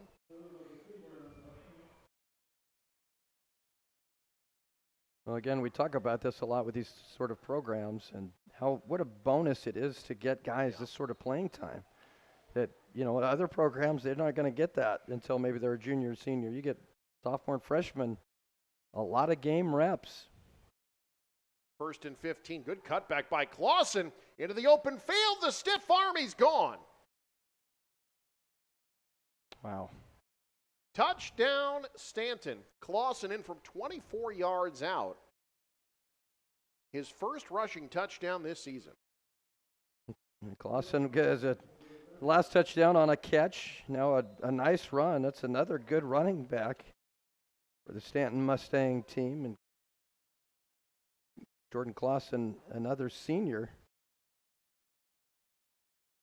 I'm sure there's a lot of teams in this state that are going to not shed many tears when the Stanton guys graduate. QB keeper there, you see that push, that offensive line just opening a huge hole. And Kettleson is in for the 2-point conversion. The Stanton Mustangs have had the ball 8 times. They fumbled once. The other 7, they've gotten touchdowns and 2-point conversions. And with a minute to go in the first half, we'll keep it here 56-0. Stanton with the lead over Laurel Concord Coleridge. Well, about a 40-point second quarter. Man. And again, I cannot stress this enough. This is not a terrible LCC team. This is a 1-6 team against one of the 10 toughest schedules in the state of Nebraska this year. They played Pender within 7. That's a playoff team. They opened their season with a 21-point loss to an unbeaten Guardian Angels Central Catholic team. They were within 14 of Elkhorn Valley. This is a team that was close quite a few times this year. And they scored 34 on Plainview, 55-34 loss, but they scored 34 points. And again, I think Plainview is a pretty good football team. We've seen them a couple of times. So now Stanton will kick away. New kicker, even. This is Logan Tieke kicking it away. It's your backup kicker in the game. There you go. The big roster that Stanton's got. Oh, look out, live ball. Scooped up by Boyson. And he'll fall forward to about the 25-yard line. Well, we've got more sports coming your way tomorrow here on News Channel Nebraska. Some of you will see college football, Doane playing host to Concordia. Fun little rivalry down there in Crete. That'll be tomorrow afternoon. And well, we got more great high school volleyball. We saw it last week with the Centennial Conference. Now it's the Central Conference live from that gorgeous gymnasium at York High School. That will be tomorrow afternoon here on News Channel Nebraska. Eric, it's a volleyball state. It is. We'll have more volleyball coming up next week. Here's Eli Heisch straight ahead for about 10 yards or so. That's his 17th carry tonight. Yeah, we've got more high school volleyball next week. Regional coverage, the Heartland Athletic Conference finals, and third-place matches in addition to the Mid-State Conference third and championship matches. Hard to believe these seasons are winding down already. Pitch to the near side, that's Heisch. Oh, they'll have first down yardage again into Stanton territory across the 35 to the 31-yard line. That's a gain of 14, longest run of the game for Heisch. And mentioning volleyball, if you're interested, the Big Red gets a sweep over Michigan State tonight. Ho-hum. Yeah, right? boy. I'll tell you what, we've talked about some difficult schedules in high school football. Go ahead and play a Big Ten volleyball schedule. Oh, my goodness. An absolute murderer's row of talent. Michigan State is a team that's got talent, and in another conference would probably be among the upper echelon. But, boy, it's just championship contenders across the board. John Cook said it was harder to win the Big Ten than win national championship, and he ought to know. And now you've got good programs that you brought in there, teams like Oregon and USC. Yep. Yeah, it is as good a conference in any sport as you will find. 1st and 10 from the 31. LCC thinking end zone. Nope, they're going to scramble. Korth gets a nice block, turns upfield, lost the football, but out of bounds, 11 seconds. The Bears have time to get a score before the end of the half. Korth gets 14. Yeah, you've got time. You've got a couple timeouts. 11 seconds, so you got to probably think about going to the end zone. But you do have a couple timeouts to work with. It's a good scramble there. It's hit at the boundary there and loses the football, but out of bounds, fortunately for the Bears. Dre Puppy will split wide to the left. Joining him will be Caleb Irwin in the slot. From the 17,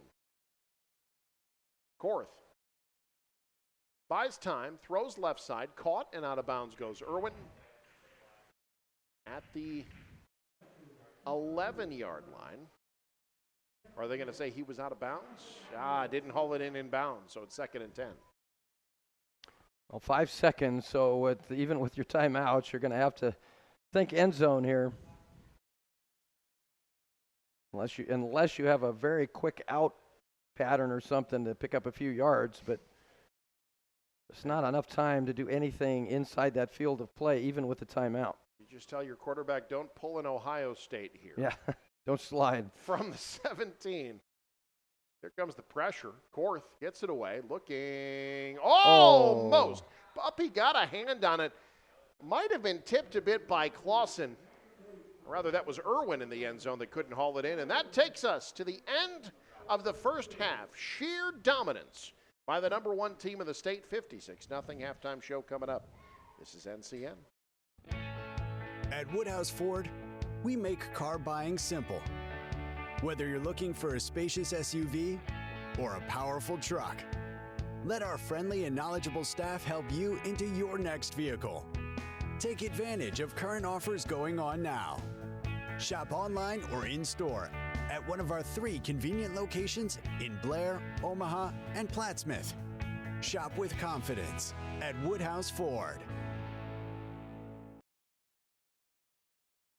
Need relief from pain or support for recovery? Don't just see anyone, see the trainer. From bracing to home health and rehab products, they provide the right solutions to keep you moving. Whether it's a chronic condition or sudden injury, their expert team will help you find the perfect fit. With a wide range of in-stock orthopedic, sports medicine, or rehabilitation products, See the Trainer is dedicated to improving your quality of life. Visit the professionals at See the Trainer in Columbus, Lincoln, Omaha, Bellevue, and North Platte. NCN Sports is brought to you by Currency. Visit GoCurrency.com for details. By The Carpet Shop, providing quality residential and commercial floor covering and installation for almost 50 years. So this yellow jacket, it basically symbolizes that it's showtime.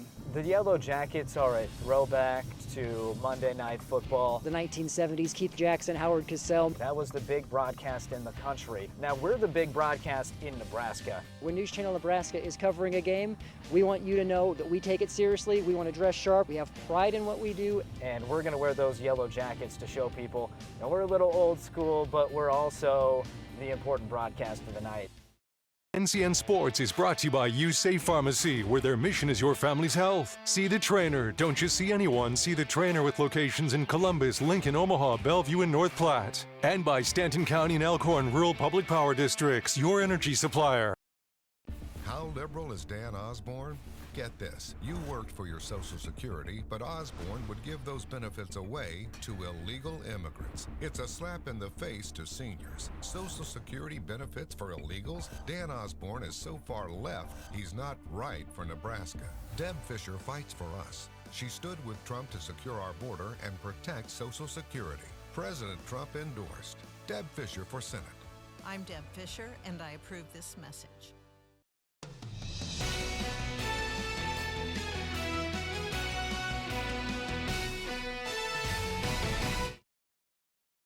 Back at Haskell Field in Laurel, Stanton up big here at halftime. The pink uniforms are out for Breast Cancer Awareness Night. Hey, we've got a lot going on in Nebraska now sports-wise, but the future is bright as well thanks to the Kearney Sportsplex, owned by the city of Kearney, opening next spring. What do they got? They got all kinds of stuff. Lou, they got pickleball, lots of it. 4 pickleball courts. That's 9,000 square feet of pickleball with spectator seating. So if you haven't played pickleball, you can watch it, try to figure out what it's all about. They'll also have a 300-meter track, 3-lane running and walking. It will be a great place, not just for great events and great athletic events, but also a place, Lou, where you can just go and get in shape, stay active. It'll be everything for everybody. Yeah, that sounds like what I need to be doing right now. And get active. Yeah, that's a great place to go. There's so much space in there. I mean, you could find anything you want to do, have a good time doing it. And I think, you know, I'm not a pickleball player. I'm more of a basketball guy. At least I used to be. I wonder if they have an orthopedic surgeon on hand in case I show up down there to play some basketball. I'm more of a gherkin ball player myself. The best part about this, you can play it year-round. It's climate-controlled, indoors, great location, right off I-80, multi-use, premier athletic facility accommodating youth, adult sports tournaments, camps, leagues, rec programs. It's going to be amazing. Kearney Sportsplex, owned by the city of Kearney, opening in spring. More halftime show coming up. This is News Channel Nebraska. Let your next adventure take flight in Sarpy County, Nebraska for some high-flying fun. Legendary family adventures. Out-of-this-world shopping. Star-studded evenings. And award-winning experiences. Our flights are never canceled. Stay, play, and plan your getaway at GoSarpy.com. NCN Sports is brought to you by Heine Electric and Irrigation of Hardington and Vermilion, your ag partner when it comes to pivots, pumps, wells, grain bins, or earth moving. And by Security Bank, my kind of bank with locations in Hardington, Allen, Coleridge, Laurel, and Osmond. Member FDIC.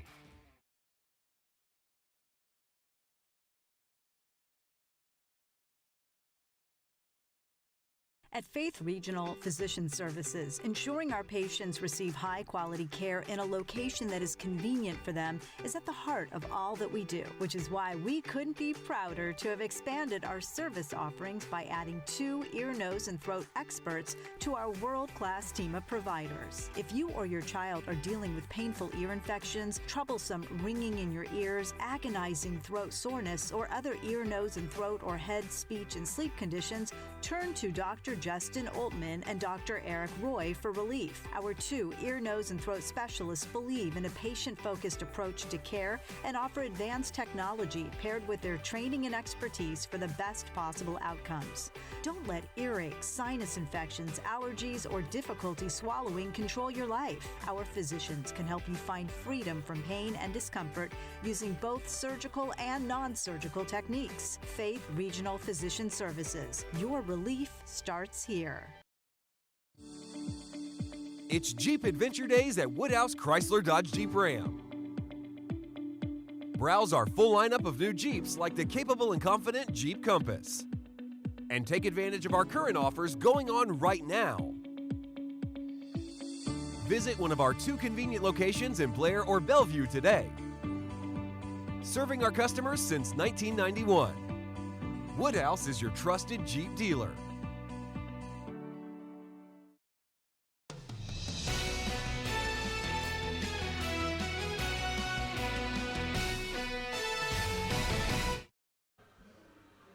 Well, there you see the number 1 team in Class D1, and tonight they are playing like it and then some. Stanton with a 56-0 lead over Laurel Concord Coleridge at the break alongside Lou Siefker.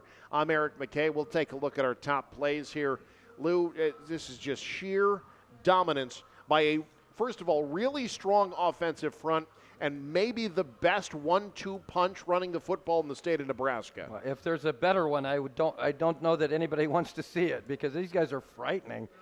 Look at this run by Wilkie. Look at the speed. He just pulls away from the defender. That's just an athlete out there. He's a running back disguised at quarterback out there. Wilkie with 156 yards in the first half. Here's his second rushing touchdown, and that offensive line has done the job as well. Opening holes, they have found them. It hasn't just been Wilkie, though. Boy, Becker Pullman, he's a good one as well. You see it right here. Yeah, he's got that stride that those good running backs have. He just kind of leans as he runs, and he's got that glide and then that extra burst of speed when he gets out in that open field. Just a complete running back. Pullman and Wilkie combined for 300 yards on the ground, and then they got the passing game going. Wilkie to Pullman, and Lou, I think, they were able to build enough of a lead that Coach Stoddard said, let's get some of these pass plays going. Again, like you said, Lou, these are the types of plays that if they're going to win a championship, they're going to need later this season. Yeah, you're going to have some tight games. As good as these guys look tonight, there's other good teams around the state, and you're going to need a big play through the air. But when you can run the ball like this, Glosson, he's the back up there at running back. He scores a touchdown. It's just kind of a touchdown parade in that first half for the Stanton Mustangs. Stanton with 431 yards of offense in the first half on an 80-yard field. Wow. They're ready for the postseason, folks. It's official. Hey, we'll take a look around 8-man, especially Class D1. Some key scores next. You're watching News Channel Nebraska. There are many details that can set your dream apart from anyone else's. But what sets the banks you are considering apart from each other? At Madison County Bank, what sets us apart from other lenders is flexibility. We offer a wide variety of loans, and we pride ourselves on providing lending options for commercial, residential, agriculture, and even unique properties that make your dreams a reality. Madison County Bank, here to help you grow.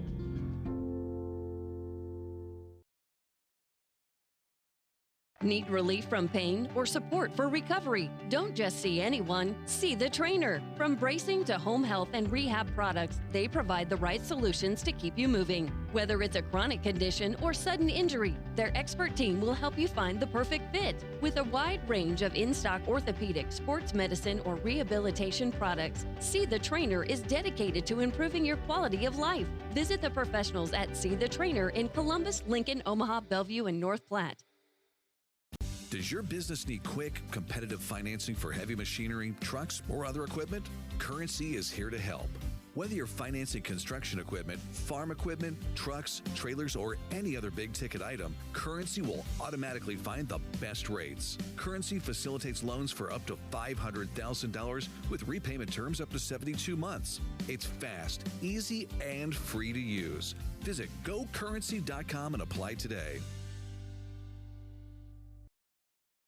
At Faith Regional Physician Services Family Medicine, our definition of care is showing devotion to and concern towards the health of you and your family. We believe each person that walks through our doors deserves to have a primary care provider they're comfortable with, to be treated like family, and to have their health needs exceeded.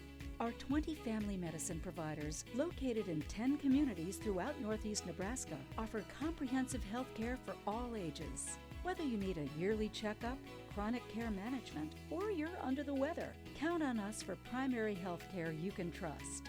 And if you or your family require a higher level of care, our primary care providers connect you to the area's largest multi-specialty physician group, ensuring a seamless healthcare experience. Choose Faith Regional Physician Services Family Medicine, where we don't just care for you, we care about you. Back at Haskell Field in Laurel, halftime here with Stanton up big on Laurel Concord Coleridge at the break. Class D1, this top 10 is going to look different next week. A few of these teams got games in last night, and one of the unbeatens has fallen. Arapahoe lost last night to North Platte St. Patrick's. 24-14 was the final. So North Platte St. Pat's, they get a big win. Their only loss coming to Dundee County Stratton. So Arapahoe will probably slip a bit. Johnson Brock also fell last night. They played a tough schedule, but couldn't come up with the win last night against Lourdes Central Catholic. That's a huge win for Lourdes. Probably clinches them a home game in the playoffs. Pleasanton did win last night, 62-20 over Sandhills Valley. And as we talked about, Sandy Creek with a big win over Southern, 57-8. Some key games tonight. Shelby Rising City is at home against McCool Junction, and they are playing well. That Husky team, their only loss is to Sandy Creek. They've been really good. They're up on a good McCool Junction team, 38-12. That's still in the second quarter. Those Huskies might be a team to watch the rest of the season. Meanwhile, some other big games tonight. Like you mentioned, Lou, in Class C2, Norfolk Catholic is up on Battle Creek at the half, trying to get a score in the Elkhorn Valley Summerland game. Summerland Bobcats, the number 5 team in the state. Elkhorn Valley might be that hard luck team that doesn't make the postseason. Yeah. We saw them earlier this year. That's a good team that has just played an absolutely murderous schedule. If they lose tonight, they'd be 4-4 and likely would be on the outside looking in of those top 32 teams in Class D1. It's kind of crazy with their schedule that they're 32 right now in points, 32nd, so they need to win this ball game. Real quick, the game we have next week, Norfolk Catholic, you mentioned, up 13-7 now in the third quarter over Battle Creek. The team they play next week, Cedar Catholic, they lost their opener, and maybe people are going, okay, Cedar Catholic maybe not as good this year. They're up 14-0 over Oakland Craig in the third quarter as well. Lou, you were not there. I saw that Cedar Catholic team in person. They're good as good as anybody in the state. And I'll tell you what, mark it down right now. That game up at the Hardington Sports Complex next Friday is going to be a war between Norfolk Catholic and Cedar Catholic. That one's going to be fun. That will be a slobber knocker. One of those. Those guys, those teams always just go after each other. You know, it's really always such a physical game. And then, you mentioned that the Cedar Catholic lost their opener there against Boone Central, who Boone Central is winning tonight as well. They've really recovered from a couple of losses. But since that game, Cedar Catholic has really, really played well. You're right, I didn't get to see them, unfortunately, that game. But certainly a team I think that can challenge Norfolk Catholic's dominance. Last I saw, they were at the half. Summerland with a 24-12 lead on Elkhorn Valley. That game is in Tilden this evening. 56-0 here. Second half is about to begin. That's next. You're watching NCN. At Security Bank, we believe that growing a strong community starts here. We're committed to more than just financial services. We're committed to you. Whether you're planting seed for the next big crop or building a family legacy, we're here to help you grow. From operating loans to community events, we're more than a bank. We're your neighbors, your partners, and your biggest supporters. Security Bank, located in Laurel, Allen, Osmond, Hardington, and Coleridge. My kind of bank, proudly serving your community. Member FDIC, Equal Housing Lender.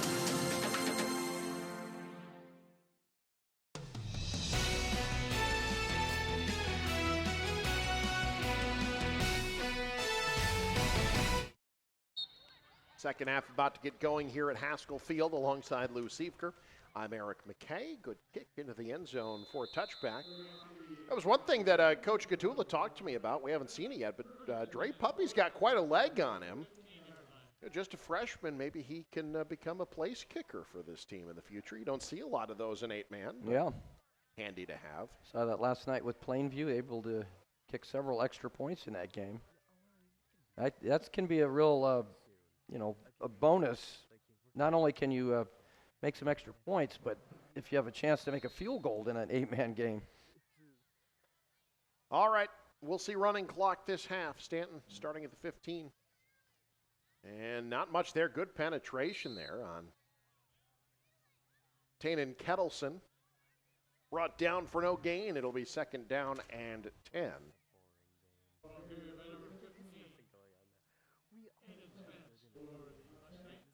One thing to think about, Stanton coming into this ball game against a good schedule, averaged 52 points a game. Yeah. And they had 56 at halftime. So, I think part of your pregame preparation and what you need to do to beat this team, I think it would include prayer. Yeah. Because I don't.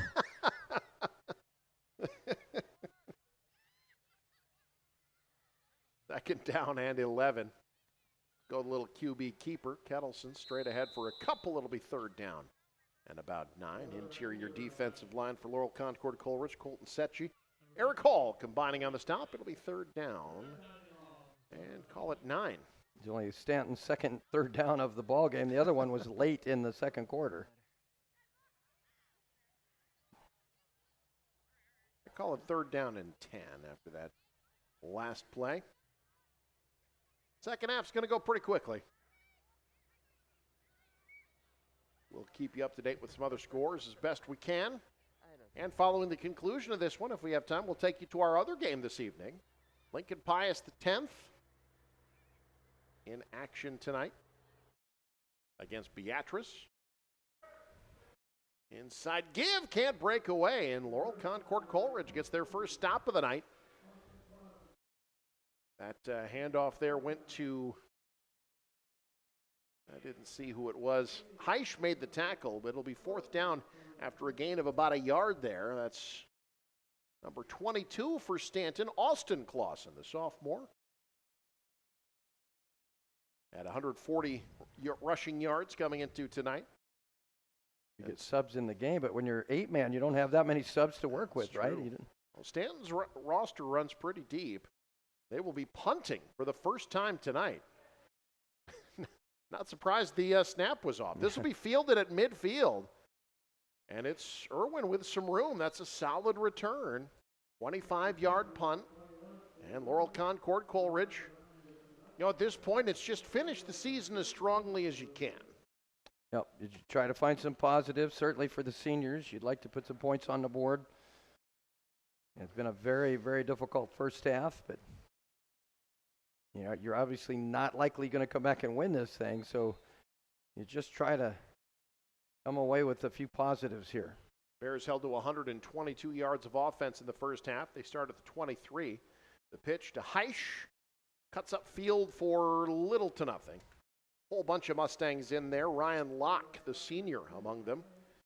No gain. It'll be second down. Heisch had 58 yards on 18 carries in the first half. We talk about, this Laurel Concord Coleridge team, the pieces that they have coming back. They've got some talent, certainly, in those underclassmen, and they think they'll be building something pretty good here. Little flip forward to Irwin. Sweep He'll fall forward to about the 16-yard line or so. It's a solid gain on second down. Sets up a third and about 3.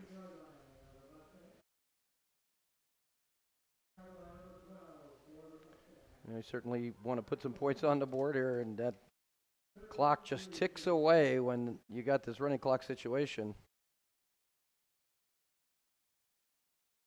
And again, Stanton, they've had some running clock games, but, Coach Stoddard talked about how they wanted to challenge themselves in the non-conference, and you put in requests as Heisch gets the first down. Out across the 15 to the 14-yard line. Actually might be shy. No, they did give it to him. Down to the 12-yard line on a gain of 4, but they were able to schedule Bloomfield early in the season. Central Valley in a matchup of two contenders. Central Valley in Class D2 among the best teams in the state. They got that win. Then the district, you got Summerland and Elkhorn Valley and Plainview. There will be 6 teams on their schedule, at least 5, who will be playoff teams this year. Yeah, no doubt battle tested. What double pitch to Heisch. Like it. Heisch breaks tackles, gets into the end zone, touchdown. Laurel Concord Coleridge. How about Eli Heisch, his 9th rushing touchdown this year? I like that play. Yeah. Double option. Let's watch this again. I don't know That's that fun. I've ever seen that. Yeah. Maybe like Air Force used to run that in the 50s. There you go. Ends in a touchdown. Most importantly for LCC, Heisch gets the score. And now a chance for 2-pointer. He's still down 40, so you got to get it. I'm sorry, down 50 rather. You have to get it under 35 to stop that clock. Fourth will throw. Oh, did he catch that? Boy, that's solid hands. Well done for the 2-point conversion there. That's Irwin making the catch. So LCC's on the board. It's 56-8. You're watching News Channel Nebraska. NCN Sports is brought to you by Currency. Visit GoCurrency.com for details. By The Carpet Shop, providing quality residential and commercial floor covering and installation for almost 50 years. Are your Medicare supplements too high? Does your employer not offer health insurance? Who can I trust locally in a live office and not an 800 number? Come see Insurance 365 healthcare experts Angela Credeville and Sarah Kuhn. Angela specializes for you with personal consulting for people over 65 and their Medicare plans. Sarah is the expert on individual plans for those of you under 65. Angela and Sarah, the healthcare experts you want to do business with.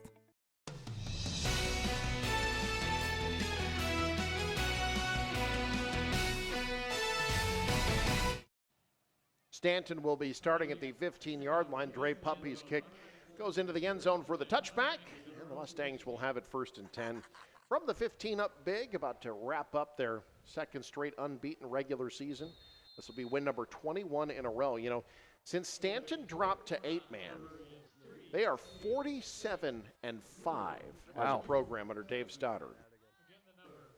I think they found a home here, right? Absolutely. They had the dominant program here at the 8-man level. That's over the last 5 years now that they've been part of Class D1. They finished up in Class C2 with a couple of years where they were 2-7 in Class C2 in a tough district. And since then, they've moved down to 8-man.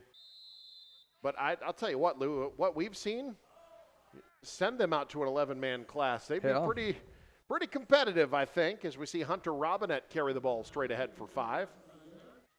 Yeah, and and one thing to think about is at the 8-man level, it's tough to hide a guy. If you have somebody, one of your starters maybe isn't quite as good as everybody else, tough to hide him. You can maybe do that a little bit better in 11-man football. Like, for instance, if I played, you couldn't really hide me in 8-man. But no, this team is just so talented across the board. And you don't see a lot of 8-man teams that have D1 guys. Certainly Carter Nelson last year we saw. And they got Ren Brown here going to Texas Tech. And, that's that kind of talent. I'm sure Joe McGuire, pretty excited about getting Ren Brown. I'm guessing he'll play tackle at the college level, offensive tackle. Yeah, he is someone who drew a lot of D1 interest, had a late offer from Kansas State that he wasn't expecting. Texas Tech and Oregon State had been among the leaders in the clubhouse, I know. Of course, I'm sure the family was like, hey, do Oregon State so we don't have to change all our wardrobe. Just stay with the orange and black. There you go. But Texas Tech having a pretty good year this year. They are. Headed to Lubbock, Texas. Look, if you're an offensive lineman, that's a kind of an offense you want to be a part of, right? High-powered, Big 12 offense. Robinette straight ahead again for about 3. It'll be 4th down. Joe McGuire, the Texas Tech head coach, is the father of Garrett McGuire, the receivers coach at Nebraska. So that's right. A connection there.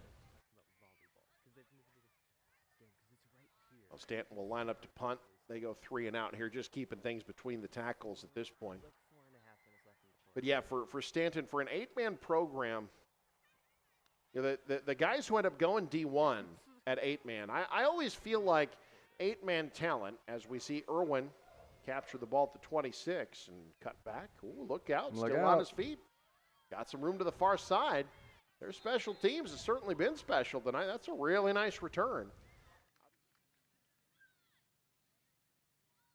That's awesome, dude. What? Here, wait. I'll talk differently. On a nice return by number 21, Irwin. 1st and 10 for the Bears. So it'll be 1st and 10 for Laurel Concord Coleridge after that great return from the 26-yard line of Stanton. Irwin in motion. Straight ahead goes Korth. Has a hole. Korth breaking free out across the 15. Down to the 14-yard line. Lou, back to my point. I think 8-man athletes tend to be underrated and tend to get recruited, I believe, a level lower than often what they can be. I go back to Nate Budgeta, played Howells Dodge years ago. Yeah. Iowa was really the only team that kind of looked at him. He ended up going to the NFL for a couple of years. So if you make it to the D1 level from 8-man, you're a special talent, I think. That's something to keep an eye on. When you look at the Nebraska success years ago, the championships, and the number of 8-man guys that contributed, the Terry Keneally, rather, from Hyannis and the Macavickas. Knocked away, incomplete. And it keeps going with Carter Nelson scoring touchdowns this year for Nebraska from Ainsworth. That pass incomplete. They were trying to get it to Puppy in the end zone. Yeah, had a chance here. A bit of a pump fake. And I think he just mistimed his jump just a shade there. Otherwise, that's a touchdown. 6'1" freshman. Trying to get him what would have been his 4th receiving touchdown this season. 2nd and 10 now. Back to the option. Back to Heisch. Turning up field. Hit hard and close to 1st down yardage. Inside the 5. And they will say 1st and goal. Heisch gets down to the 3 on a gain of 11. Another good drive here after another good return. That's one thing LCC has done well tonight, but they've set themselves up nicely here to get another touchdown on the board. 1st and goal from the 3. Handoff. Heisch, right side, breaks through into the end zone. Touchdown, Laurel Concord Coleridge. Eli Heisch with his 2nd rushing touchdown this quarter and his 10th of the season. A good running back. Breaks through there for that touchdown, and some positives here in this 3rd quarter. They're granted going against the backups, but several seniors here on this LCC team. It's just been a tough year. You like to have some positives here as you end this ball game. And Stanton's thinking state championship. LCC just trying to have a little bit better taste in their mouth as this game ends. Bears will go for 2. Korth to the air, short-armed it, incomplete. So, with 1:53 to go in the 3rd, it's Stanton 56, Laurel Concord Coleridge 14. You're watching News Channel Nebraska. NCN Sports is brought to you by USafe Pharmacy, where their mission is your family's health. See the trainer. Don't just see anyone. See the trainer, with locations in Columbus, Lincoln, Omaha, Bellevue, and North Platte. And by Stanton County and Elkhorn Rural Public Power Districts, your energy supplier. Heine Electric and Irrigation can help you with several services. Wells and pumps. They have well drillers registered in Nebraska, South Dakota, and Iowa, with contractors who can install your line and pumps. Suck-Up Grain Service. Technicians can frame, pour, build, and service your Suck-Up grain bins and grain handling equipment. Center Pivot Service. With their Valmont-trained and certified technicians, they provide top-notch service, and they have the equipment for earth moving and clearing. Heine Electric and Irrigation, Hardington and Vermilion.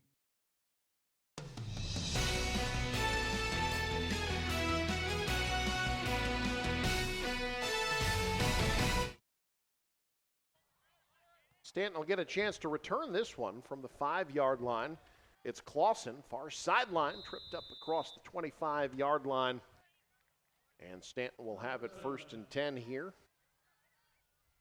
Trying to finish things up here, 8-0, their second straight unbeaten regular season. And no doubt sewing up what will be a top seed on that east half of the bracket of 32.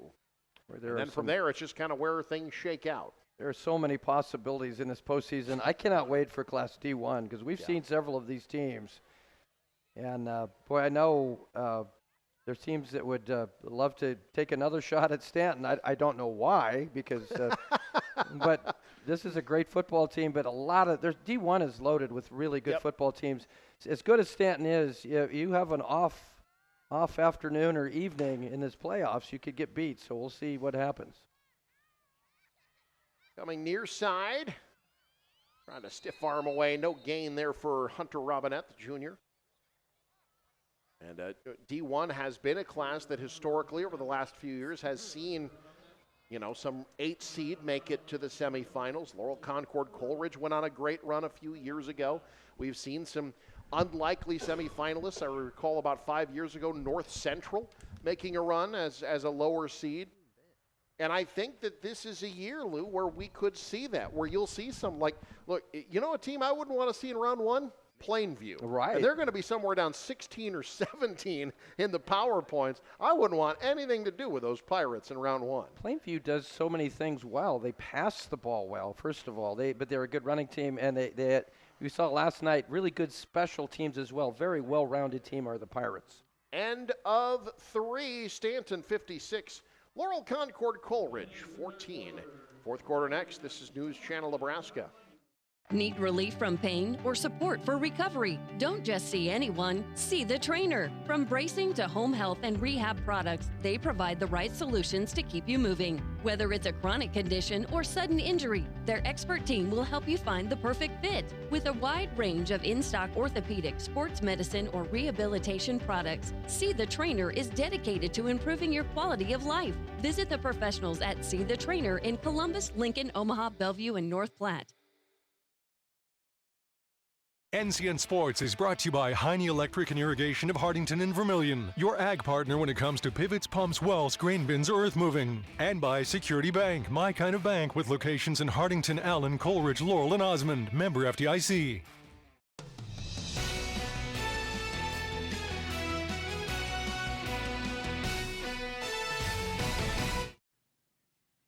Stanton Mustangs about to get their 21st straight win. They are 12 minutes away, 56-14 the score. As we begin the fourth alongside Lou Siefker, I'm Eric McKay. Our fourth quarter is brought to you by Visit Lincoln. See and experience all that Lincoln has to offer. Discover more at lincoln.org. It's Lincoln, a place I grew up. Have you been to the state capitol? You have. I know you have because you and I have been there together. Yep. That's an amazing building. It is one of the nicest state capitals in the country, truly. An amazing facility. Good penetration by Laurel Concord Coleridge defensively. They're set. She finishing off the play. Robinette brought down after a loss of 2, 3rd and 12. Stanton just kind of going vanilla here to finish off this game. I think you'd like to see, if you're Stanton, you'd like to see you pick up a few first downs and keep that clock ticking away. You're not going to lose the ball game. You're up. Certainly up 42 points, but I'd like to see the subs maybe get a couple of first downs here. And by the way, LCC missed that 2-point conversion. That broke a streak. These teams were a combined 8 for 8 on 2-point conversions prior to that last miss. We don't see that very often. No. 3rd and 12. Robinette going to the air over the top. Wide open. Oh no. Aiden Spence 6'4" sophomore. He's going to hear about that on the bus ride back. It's yeah, for down. sure. For sure. Wide open. Again, those are the toughest ones to catch. You're thinking about what you're going to do after you catch it, and then you don't secure the football. The sophomore had 1 reception coming into tonight, and he is stuck on that total. So Clausen will punt it away. Correction, Hupp will punt it away. Fair catch called for and made at the 22-yard line by Tyler Boyson. Eric, we just talk about Class D1. Another team that I think is really good that we've seen is Crofton. Yes. Very powerful team, very physical team. They've just gone to the 4th quarter, in fact, playing a decent Boyd County team, and a Boyd County team that needed a win at 4-3. Crofton up 40-8 as they head to the 4th quarter. That Crofton team is stacked. They are powerful. Healthy, I think, is a key for them. Yeah, they were a semifinalist a year ago, and I think will be a team that, as Laurel Concord Coleridge calls timeout, will be a team certainly to reckon with in Class D1 as well. 9:52 to go, 42-point game. This is NCN. So this yellow jacket, it basically symbolizes that it's showtime. The Yellow Jackets are a throwback to Monday Night Football. The 1970s, Keith Jackson, Howard Cosell. That was the big broadcast in the country. Now we're the big broadcast in Nebraska. When News Channel Nebraska is covering a game, we want you to know that we take it seriously. We want to dress sharp. We have pride in what we do. And we're going to wear those yellow jackets to show people, you know, we're a little old school, but we're also the important broadcast of the night.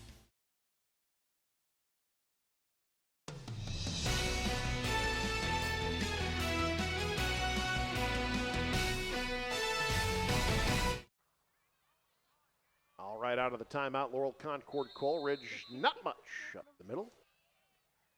That has been the case for much of the evening. Schwartz making the stop. And it'll be a loss of about 2 there to the 20-yard line. Some new players in for Laurel Concord Coleridge as well. I believe that was Tyler Boyson on the carry.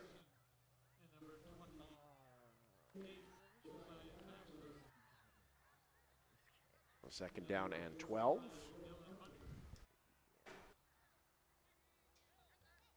Handoff left side, bouncing off defenders out across the 20 to about the 23-yard line. You know, Boyson, he'll be the man of the future for this team going forward, the junior. And it'll be 3rd down at about 9 after that gain of 3.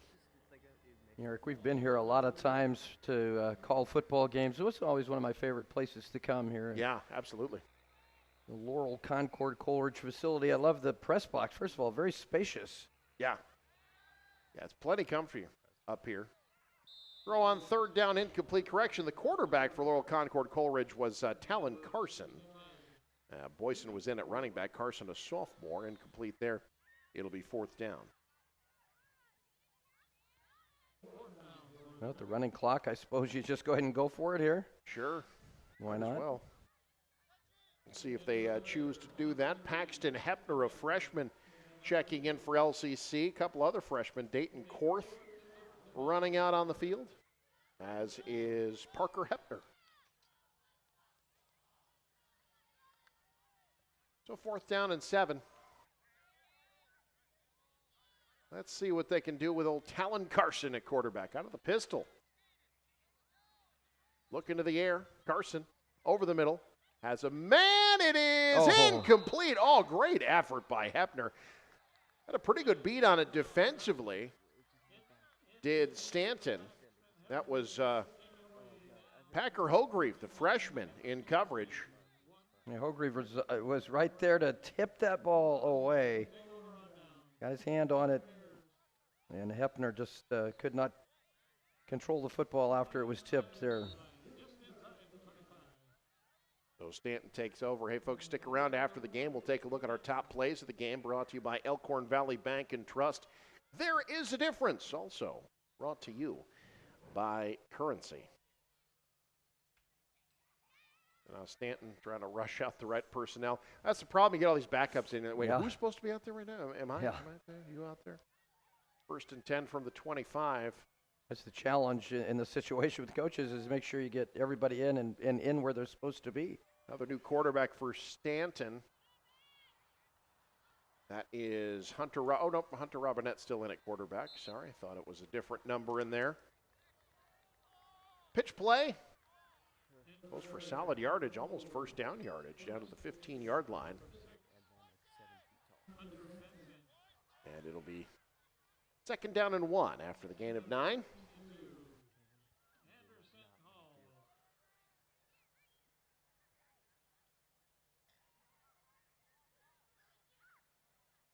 Coming up on the halfway mark of this fourth quarter. Lawson in motion, he gets the pitch. He had that 9-yard carry. Now he breaks free again. Inside the 10, down to about the 9. It'll be first and goal Stanton as Clausen gets all the way down to the 7 on a gain of 9. That's Austin Clausen, the sophomore, 150-pounder, has a couple of rushing touchdowns this season. Yeah, both Clausens have looked good carrying the ball in this game as backups. First and goal from the 7. Got our third quarterback in for Stanton. That is Parker Hogreave, the freshman, 6'2", 165-pound freshman, gets a couple.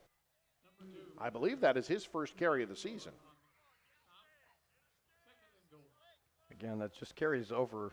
You get guys this sort of playing time. I mean, you just learn so much. You could, practice is obviously important, but I think you really take big steps once you get some game reps, because when you understand more what the coaches are talking about once you're in that live action.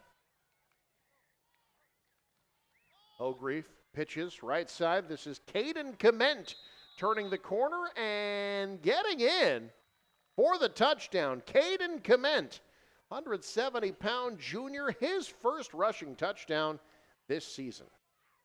Good. Knocking down the door. Another touchdown for Stanton.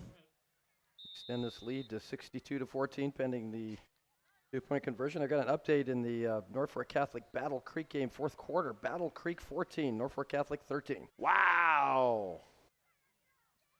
Man, I'll tell you what. Whoever wins that district, they're the favorite. They're the de facto favorite. They're the favorite to win C2 as far as I'm concerned. Hogreave going to try to keep it, stretches forward. Got it in for the 2-point conversion. And Stanton, 8 for 8 on 2-point conversions tonight. They extend their lead now 64-14. You're watching News Channel Nebraska. At Faith Regional Physician Services Family Medicine, our definition of care is showing devotion to and concern towards the health of you and your family. We believe each person that walks through our doors deserves to have a primary care provider they're comfortable with, to be treated like family, and to have their health needs exceeded. Our 20 family medicine providers, located in 10 communities throughout Northeast Nebraska, offer comprehensive health care for all ages. Whether you need a yearly checkup, chronic care management, or you're under the weather, count on us for primary health care you can trust. And if you or your family require a higher level of care, our primary care providers connect you to the area's largest multi-specialty physician group, ensuring a seamless healthcare experience. Choose Faith Regional Physician Services Family Medicine, where we don't just care for you, we care about you.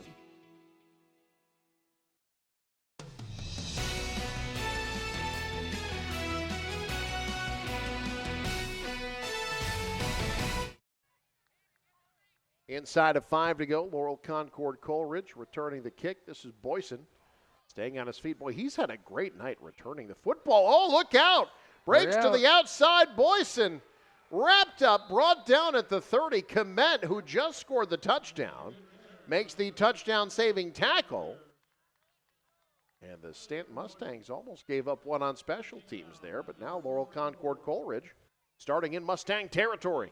That's one thing the Bears have done very well tonight. That's return kicks. That's the best kick return of the night inside the 30-yard line. So that sets up the Bears' offense to perhaps score here before this running clock ticks away. Yeah, it might be the last drive of the game. Yep.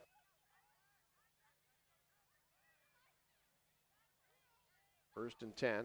Here's Boyson. Got blockers. Got a convoy. Down the sideline. Wrapped up from behind. Collar. That's going to be a horse collar. Yep. But Boyson had a really nice run down to the 12-yard line on a gain of 17. He's going to get a lot more. Hey, folks, stick around after the game. We will talk to our winning head coach. That's brought to you by Sarpy County Tourism. Be interesting to hear Coach Stoddard's thoughts on this one. Even by Stanton's high standards, Yeah. They really showed up tonight. Yeah, one of the questions in the pregame was, how hard is it to get kids to not overlook a team that's 1-6? Well, they certainly didn't. They were dialed in this game.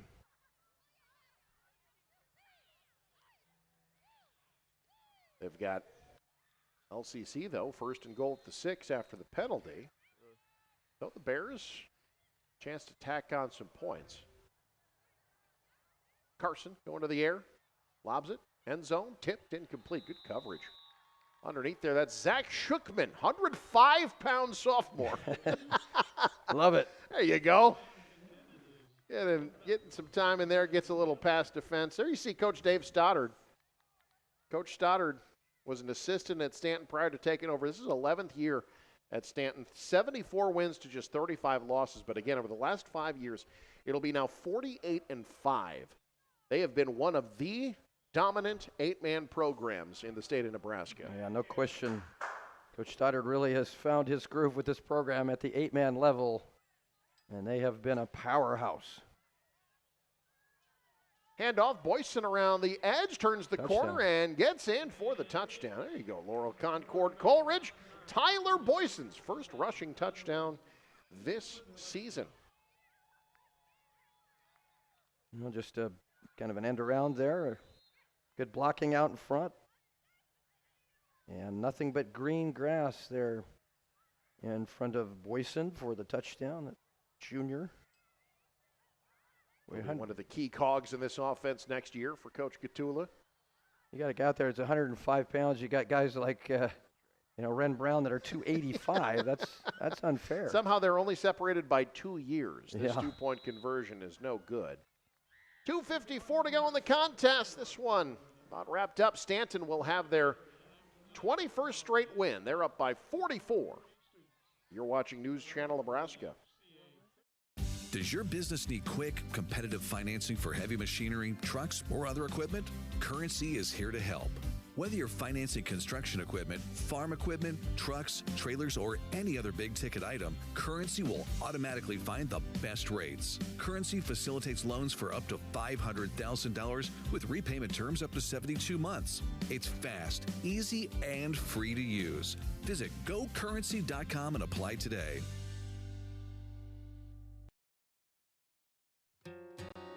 We are here, in the field, on your farm, in your community. For over 90 years, we've been serving you, our customers, our owners. October is National Co-op Month.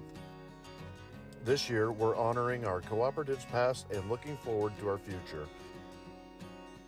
The future is cooperative. The future is farmer's pride. Back to live action. Look out. Clausen down the sideline. He is gone. Wow. On the kickoff return.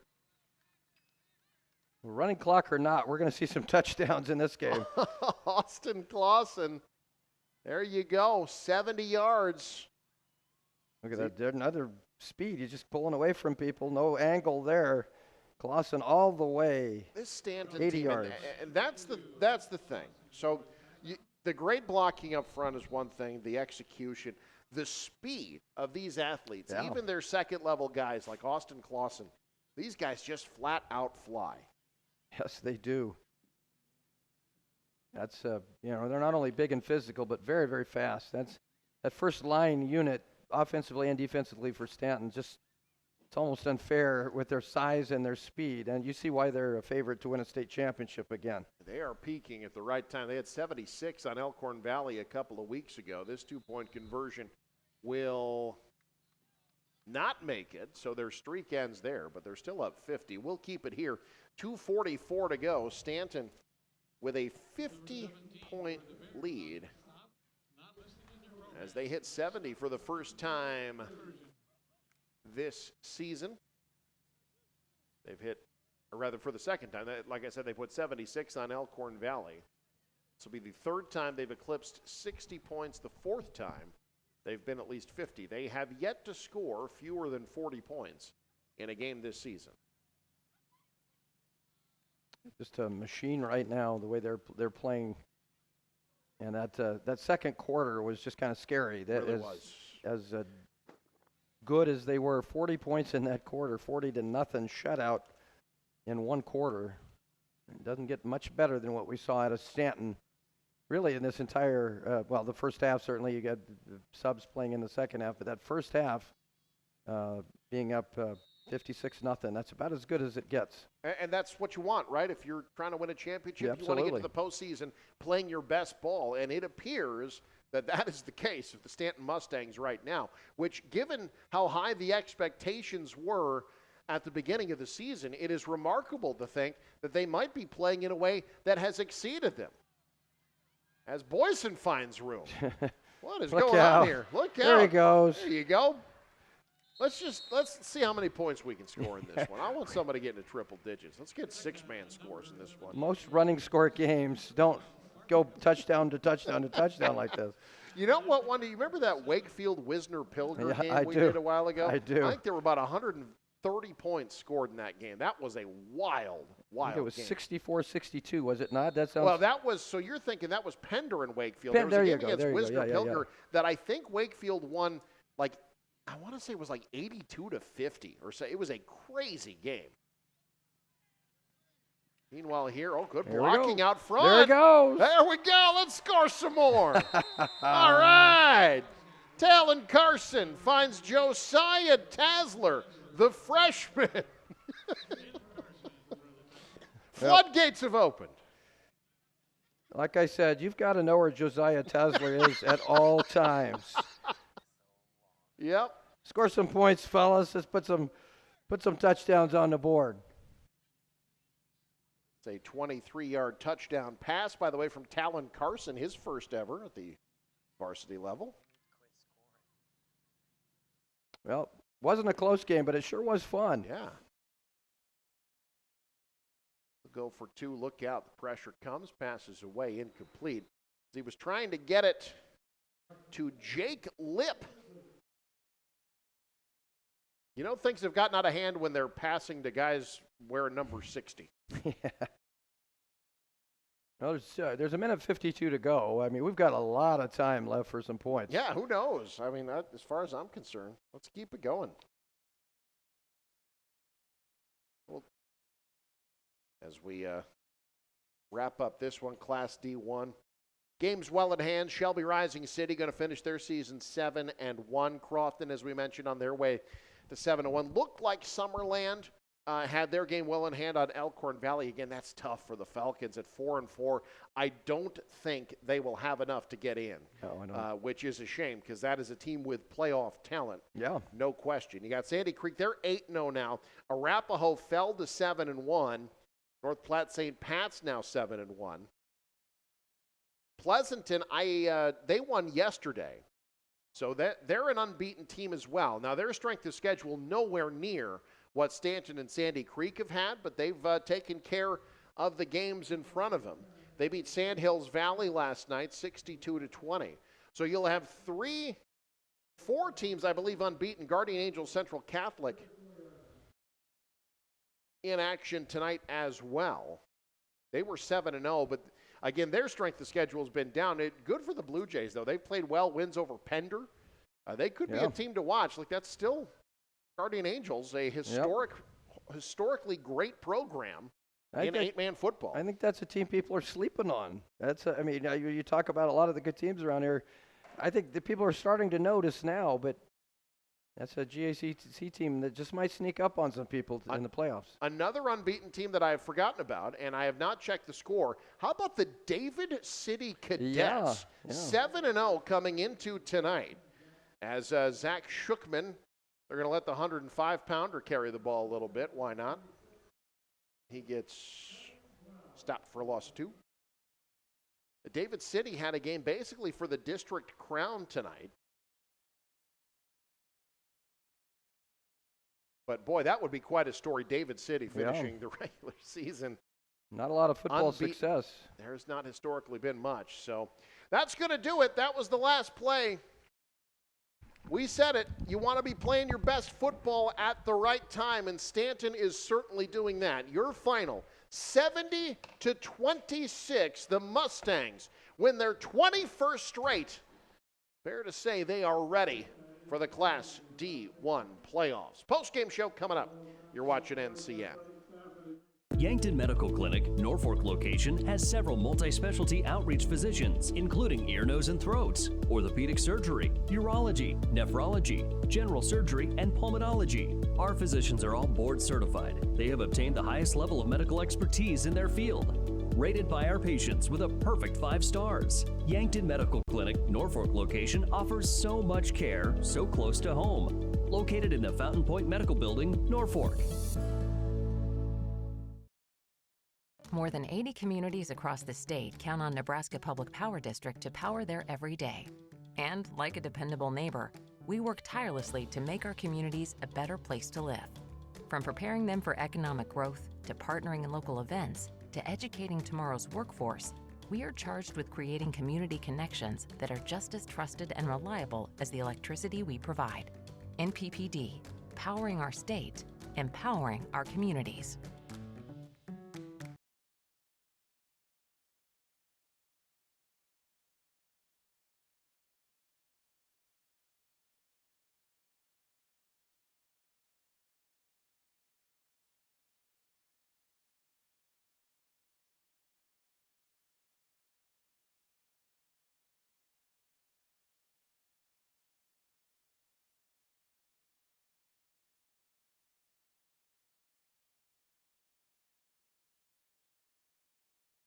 Let's get moving, Nebraska. Show us how you stay healthy and you could really make a difference. Capture these moments, whether it's a walk in the park, playing with your kids or pets, biking or swimming, or even cooking a healthy meal, and share them with us. Each week, one lucky winner will choose a school to receive a $500 donation from Medica. Join the fun and make a difference. Submit today at newschannelnebraska.com and your school could win $500. Stretch Across Nebraska, presented by Medica with News Channel Nebraska.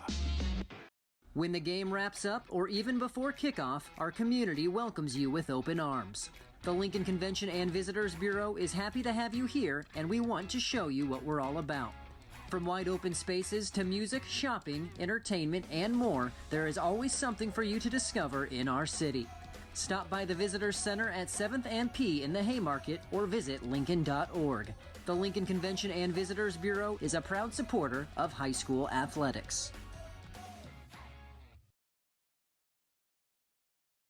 Does your business need quick, competitive financing for heavy machinery, trucks, or other equipment? Currency is here to help. Whether you're financing construction equipment, farm equipment, trucks, trailers, or any other big-ticket item, Currency will automatically find the best rates. Currency facilitates loans for up to $500,000 with repayment terms up to 72 months. It's fast, easy, and free to use. Visit gocurrency.com and apply today. At home or on the range, AGI Sentinel's buildings protect crops and valuable assets from harsh weather conditions. Don't risk losing your hard-earned assets to seasonal elements when AGI Sentinel pre-engineered all-steel buildings are the simple and sturdy solution that provide maximum protection for a minimum cost. For free estimates, talk to Scott, Kenny, or Luke about your AGI Sentinel building. Call 402-748-3551 today or go to ashoffconstruction.com.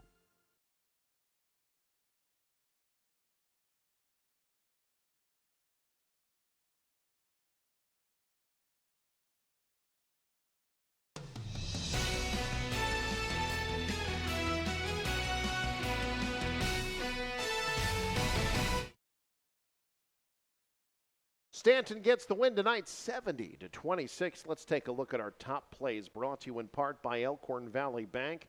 For all of your banking needs, Elkhorn Valley Bank and Trust, there is a difference. Also brought to you by Currency. Does your business need financing for equipment, trucks, or trailers? All you need is Currency. Visit gocurrency.com. Haskell Field, the site. Stanton, the #1 team in the state, trying to win their 21st in a row, taking on Laurel Concord Coleridge last week of the regular season in 8-man football. And Stanton, a well-oiled machine early on. Becker Pullman in from 1 yard out. Stanton takes the lead early. They would add to it on their next possession. Down the sideline there, you see the speed of Barrett Wilkie, maybe the best offensive weapon in all of Class D1. He goes 65 yards to pay dirt there.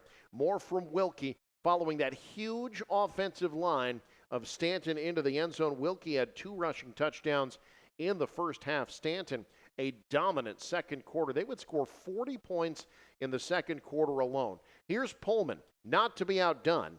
He and Wilkie combined for 300 yards on the ground in the first half. That was Pullman's second rushing touchdown from 46 yards. Stanton also working on that passing game, trying to round this offense out. They can get it done through the air as well. Wilkie had 2 touchdown receptions, this one wide open. Pullman into the end zone. Go the Mustangs as they extend their lead on LCC. Through the air again, this time wide open is Jordan Clausen. The Stanton Mustangs score 40 points in the second quarter alone. And they have a huge lead as you see Clausen getting it on the ground this time. Stanton was up 56-0 at the half. Now the Bears got some stuff going in the second half. Able to get the offense moving a little bit. Here's a little double option. Eli Heisch had 2 rushing touchdowns on the night. That one gets in. LCC would score a couple of times, but Stanton would get it done in special teams as well. Austin Clausen, the sophomore, 70 yards on a kickoff return, and the Mustangs roll. Dominating fashion on the road, 70-26. Stanton 8-0 for the second regular season in a row. So the Mustangs improved to 8-0. LCC finishes the season 1-7. We'll hear from Coach David Stoddard and our player of the game next. You're watching the postgame show on News Channel Nebraska. How liberal is Dan Osborne? Get this, you worked for your Social Security, but Osborne would give those benefits away to illegal immigrants. It's a slap in the face to seniors. Social Security benefits for illegals? Dan Osborne is so far left, he's not right for Nebraska. Deb Fisher fights for us. She stood with Trump to secure our border and protect Social Security. President Trump endorsed. Deb Fisher for Senate. I'm Deb Fisher, and I approve this message. Need relief from pain or support for recovery? Don't just see anyone, see the trainer. From bracing to home health and rehab products, they provide the right solutions to keep you moving. Whether it's a chronic condition or sudden injury, their expert team will help you find the perfect fit. With a wide range of in-stock orthopedic, sports medicine, or rehabilitation products, See the Trainer is dedicated to improving your quality of life. Visit the professionals at See the Trainer in Columbus, Lincoln, Omaha, Bellevue, and North Platte. NCN Sports is brought to you by Currency. Visit gocurrency.com for details. By The Carpet Shop, providing quality residential and commercial floor covering and installation for almost 50 years.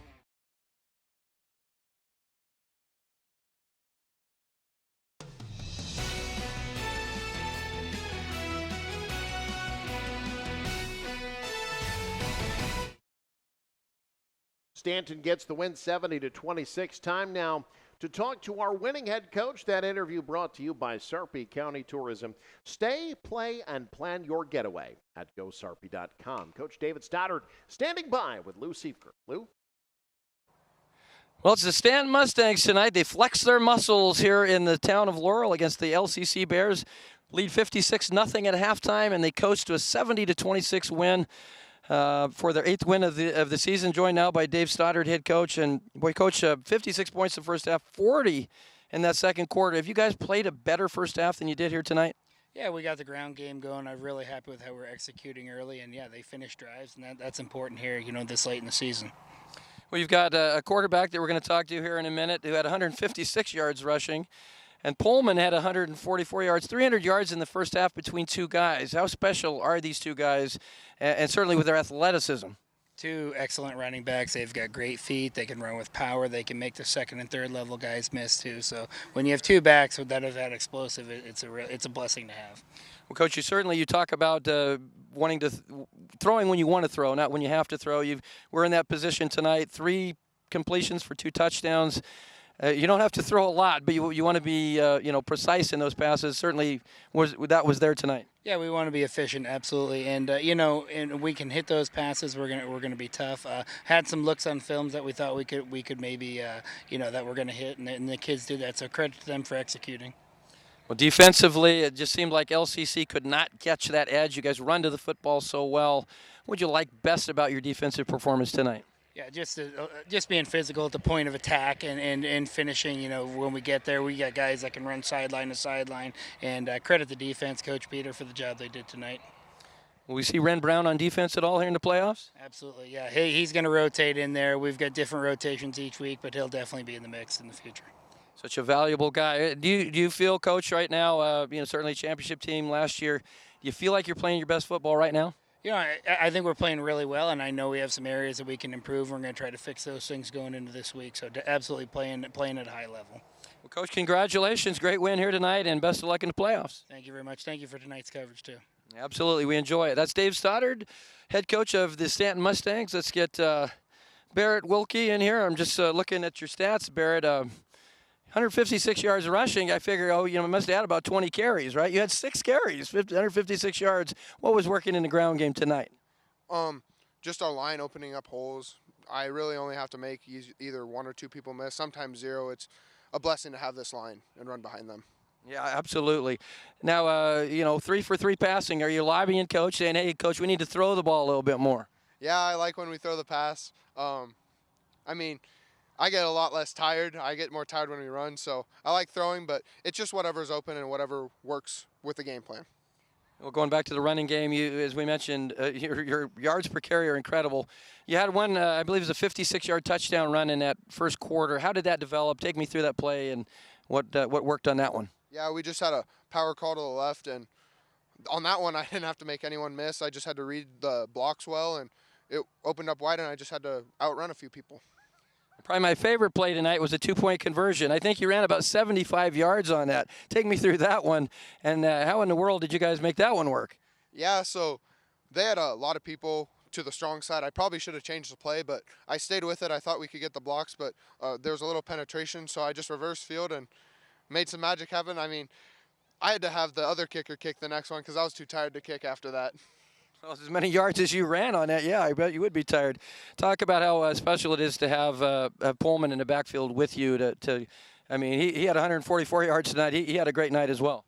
Yeah, it's great. We've grown up together. I just want to, it doesn't show up in the stat box, but his blocking is incredible. And just whenever I run the ball, he takes 2 people out of the play. It's great. And it's just a good 1-2 punch that we have. We're heading into the playoffs, Barrett. How confident is this team that you're going to be holding a trophy again here in Lincoln come November? Oh, we're confident. We just need to put in the work. That's what we need to do. We had this week, if you want to play like a champion, you have to practice like a champion. So it all starts there, and hopefully we can get it done again. Well, I wouldn't count against you, Barrett. You guys look great tonight. Really took care of a pretty good 1-6 team early. Was it about you guys were locked in? Was something the coach talked about, was not overlooking these guys? Yeah, we need to treat each week the same. I only have 1 game guaranteed left now in my career, and I just need to make the most of it. Absolutely. Well, Barrett, congratulations. What a great game. Congratulations on the victory and being our player of the game. Yep. Thank you. All right, that's Barrett Wilkie, our player of the game. Eric, let's go back to you. All right, thank you, Lou Siefker. You caught me mid-bite of pizza. Barrett Wilkie had an incredible night tonight. Was about as dominant offensively as you could expect of Stanton.